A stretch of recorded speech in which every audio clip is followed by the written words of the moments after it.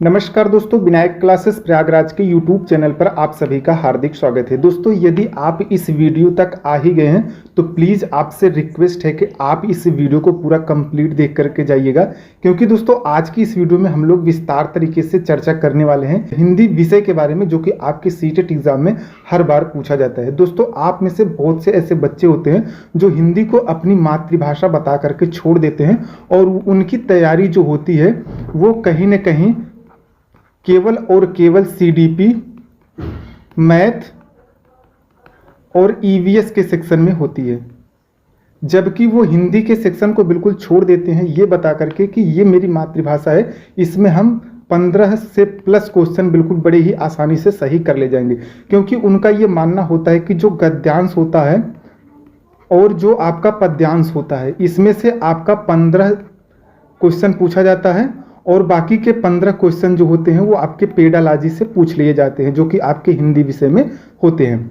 तो बच्चे यहाँ पर ये गलती करते हैं कि इसे अपनी मातृभाषा समझ करके छोड़ देते हैं। तो दोस्तों, आप अगर इस वीडियो तक आ ही गए हैं तो आज आप इस वीडियो को पूरा कंप्लीट देख करके जरूर जाइएगा। हो सकता है कि ये वीडियो 1 घंटे या फिर 1.5 घंटे की हो, इससे ज़्यादा लंबी ये वीडियो बनने वाली नहीं है। लेकिन आप यकीन मानिए, अगर आप इस वीडियो को पूरा कंप्लीट देख लेते हैं तो आज आप हिंदी के जो गद्यांश वाला पोर्शन है उसमें जो 15 प्रश्न आपके पूछे जाते हैं वो आपके बिल्कुल 15 के 15 पूरे सही होने वाले हैं।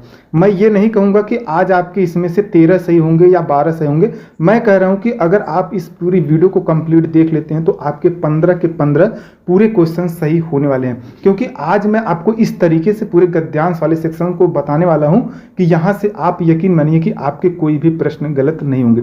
थोड़ा सा मैं टाइम जरूर ले रहा हूं क्योंकि आज आपका क्लास स्टार्ट हुआ है। यहां पर मैं थोड़ा सा आपको बेसिक चीजें बताऊंगा कि आज हम इस वीडियो में क्या क्या देखने वाले हैं, जिससे आपको पता चले कि आज इस वीडियो में आपको क्या मिलने वाला है और क्यों आपको आज की इस वीडियो को देखना चाहिए। तो दोस्तों, जैसा कि आप सभी को बिल्कुल पता होगा कि अपना जो हिंदी का सिलेबस है उसमें 15 प्रश्न जो है वो भाषा बोधगम्यता से पूछा जाता है। यानी कि इसी सेक्शन में आपका गद्यांश और इसी सेक्शन में आपका पद्यांश आ जाता है। ठीक है, यहाँ गद्यांश से आपके कुल 9 प्रश्न पूछे जाते हैं, जबकि आपके पद्यांश से वो 6 प्रश्न पूछे जाते हैं और टोटल ये आपके 15 प्रश्न यहाँ से पूछे जाते हैं। बच्चे ये समझते हैं कि गद्यांश के जो प्रश्न होते हैं वो गद्य से ढूंढ करके हम सही कर लेंगे, लेकिन ऐसा बिल्कुल भी नहीं है। ढूंढ करके बच्चे कैसे प्रश्न गलत करते हैं आज की वीडियो में मैं आपको पूरा कंप्लीट बताऊंगा। तो दोस्तों, हम लोग अपने क्लास की शुरुआत करते हैं। सबसे पहले देखते हैं कि यहाँ पर जो आपका सिलेबस में दिया गया है वो ये कहा गया है कि अपठित गद्यांशों को पढ़ना, यानी कि जो अपठित गद्यांश दिए जाएंगे उसको आपको पढ़ना है और उससे जो भी आपके क्वेश्चन निकल रहे हैं उनके आंसर आपको बताना है। लेकिन यहाँ पर आपको सिर्फ इतना ही पता होता है, लेकिन मैं आपको बता रहा हूँ कि ये जो आपका जो गद्यांश होता है ये टोटल 4 कॉन्सेप्ट पर होता है। 4 कॉन्सेप्ट में नंबर 1 पर आपका आ जाता है बोधगम्यता, नंबर 2 पर आपका आ जाता है अनुमान, नंबर 3 पर आपका आ जाता है व्याकरण और नंबर 4 पर आपका आ जाता है मौखिक अभिक्षमता। यानी कि ये जो 4 कॉन्सेप्ट हैं इन्हीं से रिलेटेड आपके जो क्वेश्चन है वो गद्यांश के सेक्शन से बनते हैं। अब बोधगम्यता अगर आप अच्छे तरीके से समझ लेंगे कि आखिर ये बोधगम्यता होता क्या है तो इससे जैसे भी प्रश्न बनेंगे वो सभी के सभी आपके बिल्कुल सही हो जाएंगे। मैं आपको पूरी डिटेल के साथ बताऊंगा कि बोधगम्यता क्या होता है और इससे कैसे क्वेश्चन बनते हैं। बिल्कुल एग्जाम्पल के साथ आपको प्रॉपर जानकारी आज की इस वीडियो में देने वाला हूं। नंबर 2 पर आपका जाता है अनुमान, यानी कि दोस्तों जो ये 15 प्रश्न पूछा जाता है इसमें से 2 से 3 प्रश्न आपके बोधगम्यता से होते हैं, 1 से 2 प्रश्न आपके अनुमान के होते हैं, 1 से 2 प्रश्न आपके व्याकरण से होते हैं और 1 से 2 प्रश्न आपके जो होते हैं वो मौखिक अक्षमता से होते हैं। अब बच्चे यहीं पर कंफ्यूज करते हैं, जो आपके ये अनुमान वाले क्वेश्चन है, जो आपके ये व्याकरण वाले क्वेश्चन है और जो आपके ये मौखिक अभिक्षमता वाले क्वेश्चन है, ये तीनों के तीनों बच्चे गद्यांश में ढूंढते हैं कि इसी गद्यांश में हमको जो है हमारा उत्तर मिल जाएगा। लेकिन वो यहीं पर सबसे बड़ी गलती करते हैं, वो प्रश्न को ढूंढने में अपना समय व्यर्थ में खत्म कर देते हैं और नतीजा ये निकलता है कि उनका टाइम भी खत्म हो जाता है और उनको आंसर भी उस गद्यांश में नहीं मिलता है। उस गद्यांश में सिर्फ और सिर्फ उनको बोधगम्यता वाले क्वेश्चन मिलते हैं। कैसे मिलते हैं सारी डिटेल मैं आज की इस वीडियो में बिल्कुल बताने वाला हूं। तो बस आपसे गुजारिश है कि आप सभी लोग बिल्कुल वीडियो में लास्ट तक जरूर बने रहें।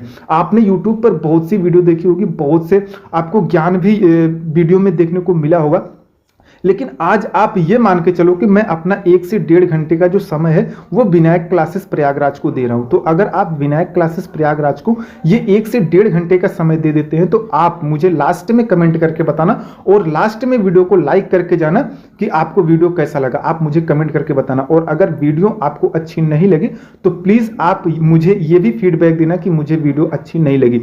आपको झूठे ये कमेंट नहीं करना है कि नहीं मुझे वीडियो सर बहुत अच्छी लगी है। तो अब यहां तक चीजें आप बिल्कुल समझ गए होंगे कि आपको यहां पर चार कॉन्सेप्ट पे क्वेश्चन जो है वो मिलने वाले हैं। नंबर 1 बोधगम्यता, नंबर 2 अनुमान, नंबर 3 व्याकरण और नंबर 4 आपका आ जाता है मौखिक अभिक्षमता। अब दोस्तों ये देखिए यहां पर आगे कह रहा है कि मौखिक अभिक्षमता पर प्रश्नों के साथ 2 परिच्छेद। 2 परिच्छेद का मतलब यहां पर आ जाता है नंबर 1 पर आपका गद्यांश और नंबर 2 पर आपका आ जाता है पद्यांश। ठीक ना, मैं थोड़ा सा टाइम जरूर ले रहा हूं क्योंकि अगर आप सिलेबस को ही अच्छे तरीके से नहीं समझेंगे तो आपको बस वही चीजें समझ में आएंगी कि गद्यांश पद्यांश से 15 क्वेश्चन पूछे जाते हैं जिसे हम ढूंढ करके बिल्कुल सही कर देंगे। तो सबसे पहले आपको यहां पर थोड़ा सा सिलेबस को समझना है। मैं ज्यादा सिलेबस आपको नहीं बताऊंगा, मैं सिर्फ और सिर्फ यहां पर जो आपके भाषा बोधगम्यता से 15 क्वेश्चन बनने वाले हैं उसके सिलेबस पे बात करूंगा। जो 15 प्रश्न के आपके पेडालॉजी के बनते हैं उसकी चर्चा हम लोग पेडालॉजी वाले सेक्शन में करेंगे। यानी कि यहां पर मैं आपको पूरा कंप्लीट सिलेबस भी नहीं बताऊंगा, यहां पर सिर्फ और सिर्फ मैं आपको 15 क्वेश्चन जो गद्यांश से पूछे जाते हैं सिर्फ उन्हीं को बताऊंगा। ठीक है, तो यहां पर देखिए कह रहा है कि पहला गद्य या फिर नाटक और दूसरा आपका कविता, यानी कि कविता को ही हम पद्यांश कहते हैं। तो ये 2 चीजें आपसे पूछी जा सकती हैं, या तो आपको एक गद्य या नाटक दे दिया जाएगा और दूसरा आपको कविता दे दिया जाएगा। ठीक है, आगे कह रहा है कि गद्य से संबंधित जो परिच्छेद है वो आपके साहित्यिक, वैज्ञानिक, कथात्मक और तर्कपूर्ण हो सकते हैं। यानी कि दोस्तों मान लीजिए राम एक अच्छा लड़का है। ठीक है, राम एक अच्छा लड़का है।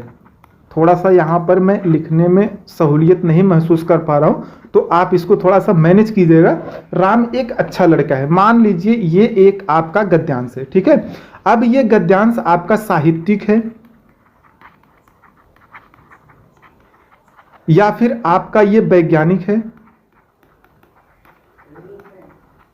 या फिर आपका ये तर्कपूर्ण है या फिर आपका ये कथात्मक है। ये कैसे पता चलेगा ये भी मैं आपको बताऊंगा। ठीक है, तो यहां पर जो आपके गद्यांश दिए जाएंगे आपके सीटेट एग्जाम में वो या तो साहित्यिक हो सकते हैं या तो वैज्ञानिक हो सकते हैं या फिर वो कथात्मक हो सकते हैं और या फिर तर्कपूर्ण हो सकते हैं। यानी कि आपसे 4 तरीके के गद्यांश पूछे जा सकते हैं। अब इन चारों में से कोई एक जो भी एग्जामिनर के मन में आएगा वो गद्यांश आपको दे देगा। मान लीजिए ये आपका गद्यांश हो गया। ठीक है, अब इसी गद्यांश में से आपसे जो है बोधगम्यता से 2-3 प्रश्न पूछे जाएंगे, इसी गद्यांश से आपके अनुमान के प्रश्न पूछे जाएंगे, इसी गद्यांश से आपके व्याकरण के प्रश्न पूछे जाएंगे और इसी गद्यांश से आपके मौखिक अभिक्षमता के प्रश्न पूछे जाएंगे। ठीक है, तो यहां तक चीजें आप उम्मीद करते हैं कि अब आपको चीजें समझ में आ गई होंगी। अब हम लोग एक एक डिस्कस करेंगे। मैं यहां पर पीडीएफ आपको बार बार नीचे ऊपर करके नहीं दिखाऊंगा, आपको ये सारी चीजें बिल्कुल समझ करके चलनी, क्योंकि स्क्रीन बहुत छोटा है। तो यहां पर मैं आपको बता रहा हूं, सबसे पहले मैं आपको बोधगम्यता बताऊंगा, अनुमान बताऊंगा, व्याकरण बताऊंगा, उसके बाद मौखिक अभिक्षमता बताऊंगा। और ये साहित्यिक, वैज्ञानिक, कथात्मक और तर्कपूर्ण क्या होते हैं इन सभी को बिल्कुल आपको याद करके रखना है। ये नहीं कि मैं साहित्यिक बता रहा हूं तो आप ये समझ के चलो कि बोधगम्यता वाली चीजें बता रहे, नहीं, मैं आपको सारी चीजें तो बताऊंगा लेकिन आपको ये सारी चीजें बिल्कुल याद करके रखनी है कि गद्य से संबंधित परिच्छेद जो होंगे वो साहित्यिक, वैज्ञानिक, कथात्मक या तर्कपूर्ण होंगे। लेकिन ये जो 4 कॉन्सेप्ट पे पूछे जाएंगे वो आपके बोधगम्यता, अनुमान, व्याकरण या फिर मौखिक अभिक्षमता से होंगे। ठीक है, अब नंबर 1 पर अगर हम लोग डिटेल से चर्चा करें थोड़ा सा बोधगम्यता के बारे में, यानी कि ये बोधगम्यता होता क्या है। अगर आप इसको अच्छे तरीके से समझ लेंगे कि ये बोधगम्यता क्या होता है तो इससे जितने भी क्वेश्चन आपके पूछे जाएंगे वो सभी के सभी बिल्कुल सही हो जाएंगे।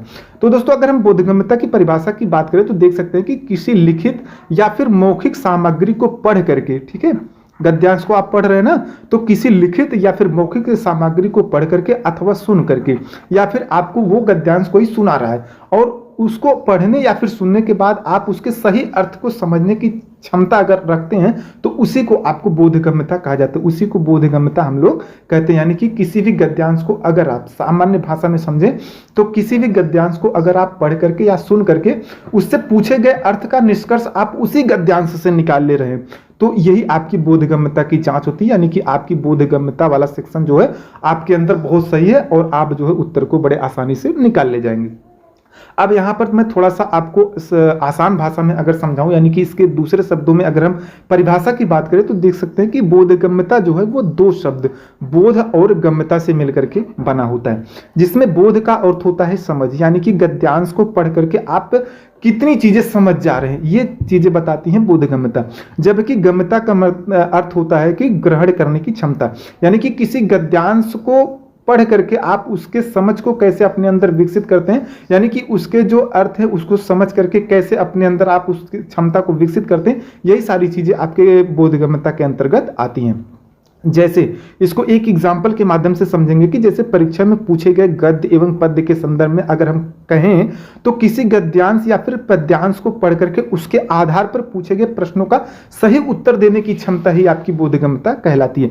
या एग्जामिनर आपके अंदर की बोधगम्यता को जांचता है कि आपके अंदर बोधगम्यता कितनी अच्छी है, ताकि आप चीजों को ढूंढ करके खोज करके बच्चों को स्कूल में अच्छे तरीके से समझा पाए। आइए इसको एक एग्जाम्पल के माध्यम से हम समझेंगे तो चीजें आपकी और भी ज्यादा बिल्कुल क्लियर हो जाएंगी। यहां पर हम इसे एक आसान उदाहरण के माध्यम से समझेंगे। हमने यहां पर बहुत ही अच्छा एग्जाम्पल भी लिया हुआ है कि जो कि आपके दैनिक जीवन से जुड़ी हुई हैं। यहां पर हम चीजें वही ले रहे हैं जो आपको अच्छे तरीके से समझ में आ जाए और आपसे जब एग्जाम में पूछा जाए क्वेश्चन तो आपका बिल्कुल सही हो जाए। यहां पर आप देख रहे हैं ना कि गद्य है, मान लीजिए कि पेड़ हमें ऑक्सीजन देते हैं इसलिए हमें पेड़ को लगाना चाहिए, ठीक ना। ये आप मान लीजिए कि आपका एक गद्यांश हो गया, ठीक ना। अब ये गद्यांश आपका बहुत बड़ा हो सकता है आपके एग्जाम में, लेकिन यहां पर मैं ज्यादा बड़ा ले लूंगा, यहां से यहां तक अगर गद्यांश ले लूंगा तो ये प्रश्न और उत्तर कहां पर रखूंगा, क्योंकि स्क्रीन बहुत छोटा है इसलिए मैं समझाने के लिए आपको बहुत ही छोटा और सटीक परिभाषा लिया हुआ है, ठीक ना। तो अब यहां पर पेड़ हमें ऑक्सीजन देते हैं इसलिए हमें पेड़ लगाने चाहिए। दोस्तों वीडियो थोड़ी सी लंबी हो सकती है, हो सकता है कि आपको थोड़ी सी बोरियत महसूस हो, लेकिन अगर आप इस वीडियो को पेशेंस के साथ पूरा कंप्लीट लास्ट तक देख लेते हैं तो गद्यांश से आपके 15 के 15 पूरे क्वेश्चन सही होंगे। मैं ये नहीं कहूंगा कि 14, 12, 13 सही होंगे, नहीं, 15 के 15 क्वेश्चन सही होंगे। और वीडियो के लास्ट में आप मुझे बताना कि वाकई में आपके 15 के 15 क्वेश्चन सही होंगे या फिर नहीं सही होंगे, क्योंकि मैं आपको बहुत ही डिटेल तरीके से सारी चीजें बता रहा हूं। इस पीपीटी को बनाने में मुझे कम से कम 1 महीने का समय लगा हुआ है, तो आप इसे ऐसे ही मत जाने दीजिएगा। प्लीज इस वीडियो को पूरा कंप्लीट जरूर देखिएगा और यहां से आप 15 क्वेश्चन को लेकर के जाइएगा। 15 क्वेश्चन आपके सीटेट एग्जाम में हूबहू मिलने वाले हैं और आपके सभी के सभी प्रश्न बिल्कुल सही होने वाले हैं। तो यहां पर दोस्तों आप देख सकते हैं कि प्रश्न है कि हमें पेड़ क्यों लगाने चाहिए। बोधगम्यता वाले जो प्रश्न होंगे आपके ऐसे ही आपको आपके एग्जाम में देखने को मिलेंगे, यानी कि इसके जो उत्तर है, यानी कि जो ये प्रश्न पूछा गया है इसका उत्तर डायरेक्ट आपको आपके जो गद्यांश वाला सेक्शन है उसमें देखने को मिल जाएगा। यानी कि बोधगम्यता के अगर आपको प्रश्न देखने को मिल जाते हैं तो आपको अपना दिमाग नहीं लगाना है, आपको सीधा और सीधा अपने गद्यांश में जाना है। उसका उत्तर उसी गद्यांश में कहीं ना कहीं छुपा जरूर मिल जाएगा। पेड़ हमें क्यों लगाना चाहिए? पेड़ हमें इसलिए लगाना चाहिए क्योंकि पेड़ हमें ऑक्सीजन देते हैं। अब यहाँ पर आपने देख लिया ना कि पेड़ हमें ऑक्सीजन देते हैं, ये चीजें डायरेक्ट आपके गद्यांश में दी हुई हैं। तो दोस्तों देख सकते हैं कि जो गद्यांश में आपके डायरेक्ट आपके क्वेश्चन देखने को मिल जाए वही आपके बोधगम्यता के क्वेश्चन होते हैं। तो बोधगम्यता वाले जितने भी प्रश्न आएंगे उसमें आपको ज्यादा कुछ दिमाग लगाना है नहीं, आपको सीधा सीधा उसी गद्यांश में से ढूंढ करके प्रश्न के उत्तर को बिल्कुल सही कर लेना। यहाँ पर मैंने आपको बिल्कुल बहुत ही डिटेल तरीके से बताने की कोशिश भी की हुई है कि यानी आपने पढ़ करके अर्थ समझ लिया कि हमें पेड़ क्यों लगाने चाहिए। यही आपकी बोधगम्यता, यानी कि यही आपके अंदर की चीजें एग्जामिनर जांचना चाहता है कि आप चीजों को पढ़ करके कितने उसके उत्तर के नजदीक तक पहुंच सकते हैं। तो उम्मीद करते हैं कि अब बोधगम्यता से जितने भी सारे डाउट थे वो आपके बिल्कुल क्लियर हो गए होंगे। यानी कि अब 1 से 2 क्वेश्चन जो आपके बोधगम्यता से पूछे जाने वाले हैं वो तो अब आपके बिल्कुल भी गलत नहीं होने चाहिए।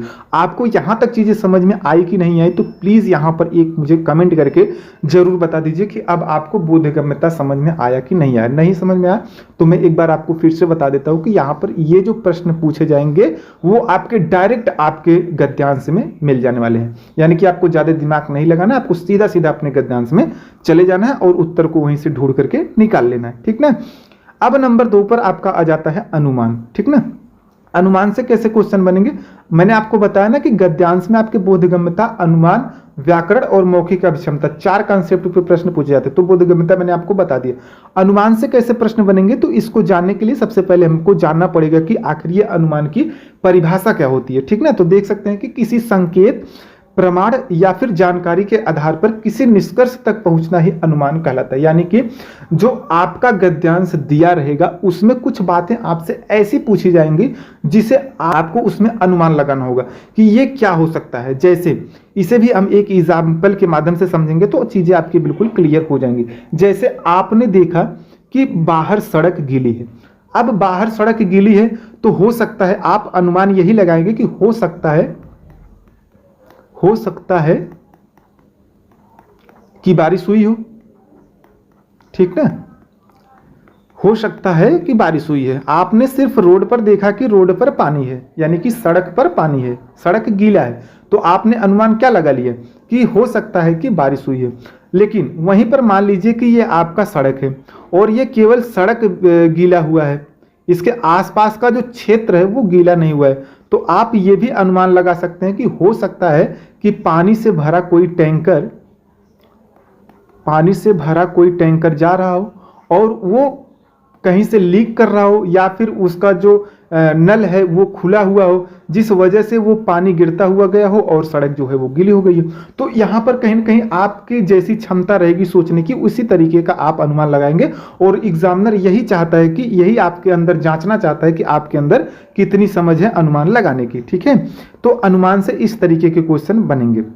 इसको भी हम एक एग्जाम्पल के माध्यम से समझेंगे और इसके बाद में आपको बोधगम्यता और अनुमान में जो मुख्य अंतर है उसको बताऊंगा, ताकि अगर आपको कंफ्यूज करने वाले क्वेश्चन एग्जामिनर दे दे तो वो आप बिल्कुल सही कर लें। यानी कि आपने बारिश होते हुए नहीं देखा, फिर भी आप कह सकते हैं कि लगता है बारिश हुई है, यही अनुमान है, जैसा कि मैंने आपको बिल्कुल बता दिया, ठीक है। अब दोस्तों यहाँ पर थोड़ा सा आपको समझ करके चलना है कि आखिर ये बोधगम्यता और अनुमान क्या होता है। मान लीजिए बोधगम्यता और अनुमान से अलग अलग क्वेश्चन पूछ ले, या फिर आपको फंसाने के लिए बिल्कुल कंफ्यूजिंग वाले सवाल दे दें, तो आप उसे कैसे सही करेंगे, ठीक है।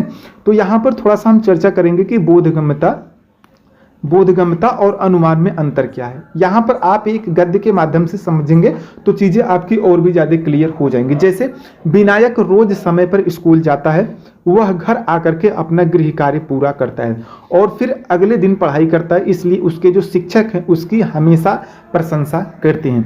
यह गद्यांश आपको पहली बार में अच्छे तरीके से पढ़ना है, आपको भागना नहीं है, आपको एक ही बार में 2 मिनट 3 मिनट अपने एग्जाम के टाइम में समय दे देना है। यह नहीं कि आप 1 मिनट में गद्यांश पढ़ करके चले जाते हैं और आपको यही गद्यांश पढ़ने के लिए 4 बार आना पड़ रहा है, तो आप 1-1 मिनट करके पूरे अपने 4 मिनट बर्बाद कर देने। इससे अच्छा है कि आप इसे 2 मिनट में पहली बार ही पढ़िए और अच्छे तरीके से पढ़ लीजिए। यानी कि आपकी जो गद्यांश आपसे पूछा गया है वो सभी कॉन्सेप्ट, वो पूरा गद्यांश आपके दिमाग में छप जाए और जब आप क्वेश्चन पढ़ें तो आपको सिर्फ उत्तर याद आए कि हाँ गद्यांश में ऐसा पूछा गया था। तो मान लीजिए ये आपका गद्य होगा कि विनायक रोज इस समय पर स्कूल जाता है, वह घर आकर के अपना गृह कार्य पूरा करता है। अब इसमें अगर बोधगम्यता से प्रश्न बनेगा तो वो प्रश्न बनेगा कि विनायक की प्रशंसा कौन करता है। अब दोस्तों मैंने आपको बताया है कि बोधगम्यता का प्रश्न के लिए आपको न तो अनुमान लगाना है, न तो आपको सोचना है, न तो आपको कहीं पर जाना है। सीधे सीधे आपको बोधगम्यता के लिए आपने सीधे गद्यांश में चले आना है। इसका सीधा उत्तर आपको सीधे गद्यांश में देखने को मिल जाएगा। विनायक की प्रशंसा कौन करता है, तो यहां पर देख सकते हैं कि कह रहा है कि इसलिए उसके शिक्षक मतलब विनायक के शिक्षक उसकी प्रशंसा करते हैं। तो यहां पर देख रहे हैं ना कि उत्तर जो है उसके शिक्षक, ये बात जो है आपकी सीधे गद्यांश में लिखी गई है, इसलिए ये जो है आपका बोधगम्यता का प्रश्न हो जाएगा। बोधगम्यता से आपसे ऐसे ही 1 से 2 प्रश्न पूछा जाएगा, ठीक ना। अब वहीं पर अगर आप ये मान के चलो कि अनुमान से प्रश्न बन रहा है, उस गद्यांश से अगर अनुमान से प्रश्न बन रहा है तो पूछा जाएगा कि विनायक की सफलता का मुख्य कारण क्या हो सकता है। अब दोस्तों यहाँ पर आपको ये चीजें देखने को नहीं मिलेंगी कि उसे सफलता क्यों मिले। यहाँ पर बस चीजों को आपको देख करके अनुमान लगाना है कि विनायक को आखिर सफलता कैसे मिल सकती है, यानी कि उसकी सफलता मिलने का क्या कारण है। तो उत्तर में आप देख रहे हैं ना कि वह नियमित पढ़ाई और गृह कार्य करता है, यानी कि आप इस जब गद्यांश को पढ़ेंगे तो अगर आपके अंदर अनुमान लगाने की क्षमता तीव्र होगी तो आप कहीं ना कहीं ये अनुमान लगा ले जाएंगे। अब यहाँ पर ऐसा तो है नहीं कि विनायक की सफलता का कारण ये है कि वह लंबी कूद कूदता है, ऐसा तो कोई जिक्र हुआ नहीं है, या फिर वो अच्छा खेलता है, ऐसा भी कोई जिक्र गद्यांश में नहीं है। तो गद्यांश को पढ़ने के बाद आपको बिल्कुल कहीं ना कहीं ये अनुमान लगाना है कि गद्यांश से रिलेटेड ही हमको अनुमान लगाना है कि विनायक की सफलता का मुख्य कारण क्या हो सकता है। तो वह नियमित पढ़ाई और गृह कार्य करता है। यही चीजें आपको बिल्कुल गद्यांश से अनुमान लगा करके अपने उत्तर को सही करना है।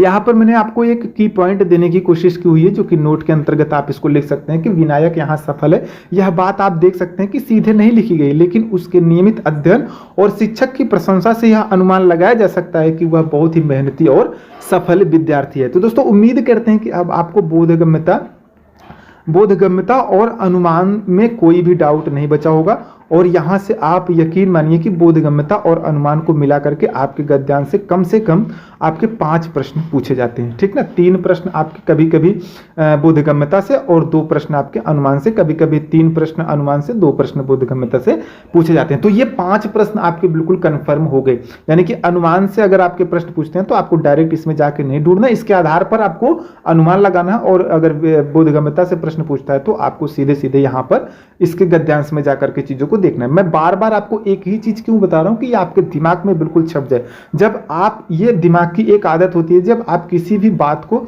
या फिर किसी भी विषय वस्तु को बार बार देखते हैं, बार बार सुनते हैं, तो कहीं न कहीं चीजों को सुनने के बाद अगर आप इरिटेट होते हैं तो वो चीजें आपके दिमाग में बिल्कुल छप जाती हैं कि कहीं न कहीं जो ये सर हैं ये बार बार इसी चीजों को बता रहे हैं, तो कहीं न कहीं ये चीजें आपको छप जाएंगे और एग्जाम के टाइम में आप यकीन मानिए कि आपको सारी चीजें बिल्कुल मेरी याद आने वाली हैं। ठीक है दोस्तों, तो उम्मीद करते हैं कि यहां तक चीजें आपको बिल्कुल समझ में आ गई। अब यहां पर बहुत से ऐसे बच्चे होते हैं जो कहते हैं कि सीटेट के एग्जाम में व्याकरण नहीं पूछा जाता है। उनका मानना यह है कि 15 क्वेश्चन आपका जो है विषय वस्तु से पूछा जाता है और 15 प्रश्न आपका जो है वो पेडालॉजी से पूछा जाता है, ठीक ना।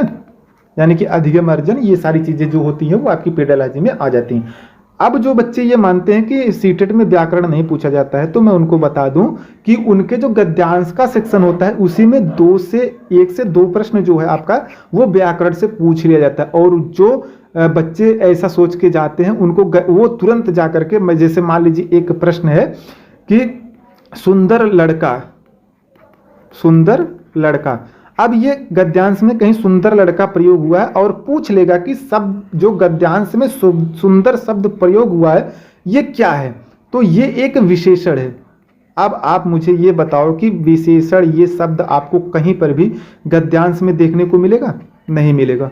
ये आप कहीं न कहीं अगर व्याकरण के अच्छे जानकार नहीं होंगे, व्याकरण को अच्छे तरीके से पढ़े नहीं होंगे, समझे नहीं होंगे, तो आप इस उत्तर को सही नहीं कर पाएंगे। यानी कि जो आप तुरंत भागेंगे अगर आप गद्यांश में ढूंढने, तो आप उत्तर नहीं पाएंगे, अपना समय भी 4 से 5 मिनट बर्बाद करेंगे और आपको ये उत्तर भी नहीं मिलेगा और आप ऐसे ही तुक्का मार करके बिल्कुल चले जाएंगे। तो यहाँ पर गद्यांश से, माफ कीजिएगा, व्याकरण से भी प्रश्न पूछा जाता है, ठीक ना। तो भाषा का व्याकरण की परिभाषा क्या होती है इसको समझ लेंगे तो आपको व्याकरण भी समझ में आ जाएंगे। वैसे बहुत से बच्चे यूपीटेट एग्जाम दे करके अभी आए हैं, उनको हालांकि पता ही होगा कि व्याकरण क्या है, लेकिन जो पहली बार यूपीटेट या फिर सीटेट देने जा रहे हैं तो उनके लिए कहीं ना कहीं जरूरी है ये सारी चीजें बिल्कुल बताना। तो यहाँ पर आप देख सकते हैं कि भाषा को सही ढंग से बोलने, पढ़ने और लिखने के नियमों को ही हम व्याकरण कहते हैं। जैसे नोट के माध्यम से देखिए कि ये आपके जो व्याकरण से प्रश्न है वो कैसे बनेंगे। यानी कि हो सकता है कि आपसे प्रश्न में संज्ञा के बारे में पूछ ले, सर्वनाम के बारे में पूछ ले, क्रिया के बारे में पूछ ले, विशेषण के बारे में पूछ ले, काल के बारे में पूछ ले, वचन, लिंग और वाक्य आदि के बारे में अगर पूछता है तो ऐसे जो प्रश्न है वो व्याकरण से रिलेटेड होंगे। यानी कि ये सभी के सभी प्रश्न व्याकरण के अंतर्गत पूछे जाएंगे। तो कहीं ना कहीं आपसे पूछ लेगा कि गद्यांश में प्रयोग इस शब्द में कौन सी संज्ञा है, व्याकरण में गद्यांश में प्रयोग इस शब्द में कौन सा सर्वनाम है, ठीक ना। तो ऐसे आपका प्रश्न पूछा जाएगा। तो कहीं ना कहीं आपको संज्ञा, सर्वनाम, क्रिया, विशेषण, काल, वचन, लिंग, वाक्य ये सारे परिभाषाएं और ये सारे व्याकरण आपको नहीं पता होंगे तो आपके जो ये व्याकरण वाला क्वेश्चन है 1 से 2 वो बिल्कुल सही हो जाएगा और यही 15 में से आपका माइनस हो जाएगा। तो वही बाद में आपका जो है 10 से 11 नंबर जो है वो आपका आपके सीटेट एग्जाम में गद्यांश के सेक्शन से आता है। ऐसे ही क्वेश्चन आपके गलत होते हैं। तो यहाँ पर मैं आपको ये सारी चीजें इसलिए बता रहा हूँ कि आपको व्याकरण को भी पढ़ करके चलना है, अन्य बच्चों की तरह आपको व्याकरण के सेक्शन को छोड़ करके नहीं जाना। आइए एक एग्जाम्पल के माध्यम से हम आपको बताते हैं कि आखिर ये जो व्याकरण वाले क्वेश्चन है वो किस तरीके से बनते हैं। अब देखिए, मान लीजिए एक गद्यांश है, जैसे आपको मैंने बोधगम्यता और अनुमान से बताया गद्यांश को देकर के, वैसे मैं आपको यहाँ पर एक गद्यांश को देकर के यहाँ पर व्याकरण वाले प्रश्न बताने की कोशिश करूंगा जिससे कि चीजें आपको बहुत ही अच्छे तरीके से समझ में आ जाएंगी। अब दोस्तों यहाँ पर आप देख रहे हैं कि रीना रोज विद्यालय जाती है, ये एक गद्यांश है। वह समय पर पहुंचती है, उसके शिक्षक उसकी प्रशंसा करते हैं। ठीक ना, मान लीजिए ये आपका एक गद्य आपके सीटेट एग्जाम में पूछा गया है। मैं यहाँ पर बार बार कर रहा हूँ कि मैं बहुत ज़्यादा यहाँ पर बड़े बड़े गद्यांश नहीं ले रहा हूँ जो कि आपके यूपीटेट एग्जाम में पूछे जाते हैं या फिर सीटेट एग्जाम में पूछे जाते हैं। तो यहाँ पर मैं उन्हीं गद्यांश को ले रहा हूँ जो कि आपके दैनिक जीवन से जुड़ी हुई हैं, छोटी हैं और जिसके उत्तर आप देख करके बहुत ही आसानी से निकाल ले जाएंगे, तभी आपको चीज़ें समझ में आएंगी। आप दोस्तों देख सकते हैं कि यहाँ पर प्रश्न पूछ रहा है कि विद्यालय शब्द किस प्रकार का संज्ञा है। यानी कि दोस्तों यहाँ पर देख रहे हैं ना कि गद्यांश में आपका विद्यालय शब्द ये प्रयोग हुआ है। अब ये पूछ लिया कि विद्यालय शब्द किस प्रकार का संज्ञा है। अब ये जातिवाचक संज्ञा का उदाहरण है, ये जातिवाचक, विद्यालय एक जातिवाचक संज्ञा है। अब आप मुझे बताओ कि इस गद्यांश में कहीं भी ये जातिवाचक लिखा है? नहीं लिखा है। तो कहीं ना कहीं अगर आपको ये सारी चीजें बिल्कुल पता नहीं होंगी तो आपके जो व्याकरण वाले क्वेश्चन है वो सभी के सभी गलत हो जाएंगे। ये आपका व्याकरण वाला प्रश्न है। यही चीजें आपको मैं समझाने की कोशिश कर रहा हूँ कि जो आपका सीटेट एग्जाम का जो गद्यांश सेक्शन होता है वो पूरे के पूरे 4 कॉन्सेप्ट पर आधारित होता है। और अगर इन्हीं 4 कॉन्सेप्ट को आप अच्छे से समझ लेते हैं तो आपके 15 के 15 पूरे के पूरे क्वेश्चन बिल्कुल सही हो जाएंगे। ठीक है, आगे देख रहे हैं कि नंबर 2 पर प्रश्न पूछा गया है कि प्रशंसा का विलोम क्या होगा। ठीक ना, यहां पर देखिए एक प्रशंसा शब्द प्रयोग किया गया है, यानी कि जो गद्यांश है उसमें आपका प्रशंसा शब्द का प्रयोग किया गया है। ये देखिए, तो अब ये प्रश्न पूछ रहा है कि प्रशंसा का विलोम क्या होगा। तो प्रशंसा का विलोम निंदा होगा। कहीं पर भी इस गद्यांश में आप मुझे दिखा दीजिए कि निंदा शब्द प्रयोग हुआ है? नहीं हुआ है, क्योंकि ये आपका प्रयोग नहीं होगा। जो बोधगम्यता वाले प्रश्न होंगे वही आपको केवल गद्यांश में देखने को मिलेंगे। बाकी जो और तीनों कॉन्सेप्ट हैं, यानी कि मौखिक अभिक्षमता, व्याकरण और जो है अनुमान, ये तीनों के तीनों जो कॉन्सेप्ट हैं इनसे जो प्रश्न है वो आपको अपने समझ के आधार पर ही सही करने हैं। ठीक है, तो अब उम्मीद करते हैं कि जो आपके व्याकरण से रिलेटेड क्वेश्चन पूछे जाने वाले हैं आपके गद्यांश से, वो सभी के सभी आपके बिल्कुल क्लियर हो गए होंगे। बहुत अच्छे तरीके से आप समझ गए होंगे कि व्याकरण से कैसे प्रश्न आपको देखने को आपके एग्जाम में मिलने वाले हैं। अगले नंबर पर चलते हैं, यानी कि जो चौथा कॉन्सेप्ट है हम लोगों का मौखिक अभिक्षमता। ये दोस्तों मैं अपने तरफ से नहीं बता रहा हूं, आप सीटेट एग्जाम के सिलेबस को उठा करके देख लीजिए। ये चीजें हूबहू आपको बोली गई हैं कि ऐसे ही इसी टाइप के हम प्रश्न आपसे पूछेंगे। तो सबसे पहले हमको ये समझना है कि आखिर ये मौखिक अभिक्षमता होती क्या है। जब आप इसको समझ लेंगे कि मौखिक अभिक्षमता क्या होती है, तभी आप इसके क्वेश्चन जो है वो सही कर पाएंगे। दोस्तों मौखिक अभिक्षमता की बात करें तो दोस्तों देख सकते हैं कि भाषा को पढ़ करके या फिर सुन करके उसका सही अर्थ निकालने और उसके आधार पर उत्तर देने की क्षमता को हम मौखिक अभिक्षमता कहते हैं। अगर इसको हम सामान्य भाषा में थोड़ा सा समझे तो मान लीजिए कि किसी गद्यांश को पढ़ करके आप उसके सही अर्थ को निकालने के लिए सक्षम है, बिल्कुल तैयार हैं, तो वही आपकी मौखिक अभिक्षमता होती है। यानी कि एग्जामिनर आपके मौखिक अभिक्षमता को जांचना चाहता है कि किसी भी विषय वस्तु को पढ़ करके आप कितने उसके उत्तर के नजदीक तक पहुंचने वाले हैं, ताकि आप बच्चों को बहुत ही अच्छे तरीके से पढ़ा पाएं और समझा पाएं। अब देखिए जो मौखिक अभिक्षमता के प्रश्न होते हैं वो किस टाइप से बनेंगे। तो देखिए यदि आपसे गद्यांश पूछा गया है तो जो आपके मौखिक अभिक्षमता के प्रश्न बनेंगे वो फिर समानार्थी से बन सकते हैं। कोई आपसे पूछ लेगा कि इस शब्द में इसका विलोम शब्द होगा, कोई मुहावरा पूछ सकता है, कोई लोकोक्ति पूछ सकती है, कोई सही शब्द या फिर शब्द का अर्थ पूछ सकता है, या फिर वाक्य का अर्थ पूछ सकता है। तो ये सारी चीजें आपकी मौखिक अभिक्षमता में आ जाएंगी। एक चीज यहाँ पर मैं आपको और बता दूं कि जो कभी कभी आपसे गद्यांश का शीर्षक पूछ लेता है कि उपर्युक्त गद्यांश का शीर्षक होगा, उपर्युक्त गद्यांश का शीर्षक होगा, तो जो ये उपर्युक्त गद्यांश का शीर्षक पूछता है ये भी आपके मौखिक अभिक्षमता के अंतर्गत प्रश्न आ जाता है। तो ये भी आपका मौखिक अक्षमता वाला प्रश्न होता है। इसे भी आपको बिल्कुल अच्छे तरीके से समझ करके चलना है, ठीक ना। अब यहाँ पर मौखिक अभिक्षमता से कैसे क्वेश्चन बनेंगे, आइए इसको हम एक आसान से एग्जाम्पल के माध्यम से समझते हैं। देखिए मान लीजिए ये गद्यांश है, रीना रोज विद्यालय जाती है, वह समय पर पहुंचती है, उसके शिक्षक जो है उसकी प्रशंसा करते हैं। ठीक है, तो अगर अब मौखिक अक्षमता से यहां से प्रश्न बनेगा तो ऐसे बनेगा कि यदि रीना समय पर विद्यालय न जाए तो क्या हो सकता है। आपको थोड़ा सा यहां पर देखने में ये लग सकता होगा कि ये अनुमान का क्वेश्चन है, लेकिन दोस्तों ये अनुमान का क्वेश्चन नहीं है। कैसे नहीं है उसकी भी मैं चर्चा करके आगे आपको बता दूंगा। यहां पर देख सकते हैं कि शिक्षक नाराज हो सकते हैं या फिर उसकी पढ़ाई छूट सकती है तो विद्यालय न जाए, तो ये कहीं ना कहीं आपकी मौखिक अक्षमता को जांची जा रही है कि आपकी मौखिक अक्षमता यानी कि आपके पकड़ने का कॉन्सेप्ट जो हो कितना तेज है। तो ये भी मौखिक अक्षमता का प्रश्न है। ऐसे ही आपके मौखिक अक्षमता के प्रश्न जो है वो पूछे जाएंगे। नंबर 2 पर आप देख लीजिए, कह रहा है कि इस गद्यांश के लिए सबसे उपयुक्त शीर्षक कौन सा होगा। मैंने आपको बताया कि शीर्षक वाला भी प्रश्न जो है इसी के अंतर्गत आ जाता है। अब दोस्तों यहां पर देख सकते हैं कि जंगल की सैर, यानी कि पूरे गद्यांश में जंगल के सैर की कोई बात ही नहीं की गई, तो ये तो इसका उपयुक्त शीर्षक नहीं हो सकता है। मौसम के बाद का कोई जिक्र ही नहीं किया गया, तो और खेल प्रतियोगिता की भी बात नहीं की गई, तो ये तीनों जो ऑप्शन है वो आपके बिल्कुल गलत हो जाएंगे। यहाँ पर रीना की अच्छी आदत से जुड़ी बातें गद्यांश में की गई हैं, तो इसका उपयुक्त शीर्षक जो है वो रीना की अच्छी आदत हो सकती है। तो इस तरीके से आपको बिल्कुल अनुमान लगाना है और इस तरीके से आपको बिल्कुल अपनी क्षमता को बताना है एग्जामिनर को कि मेरी मौखिक क्षमता इस तरीके की है।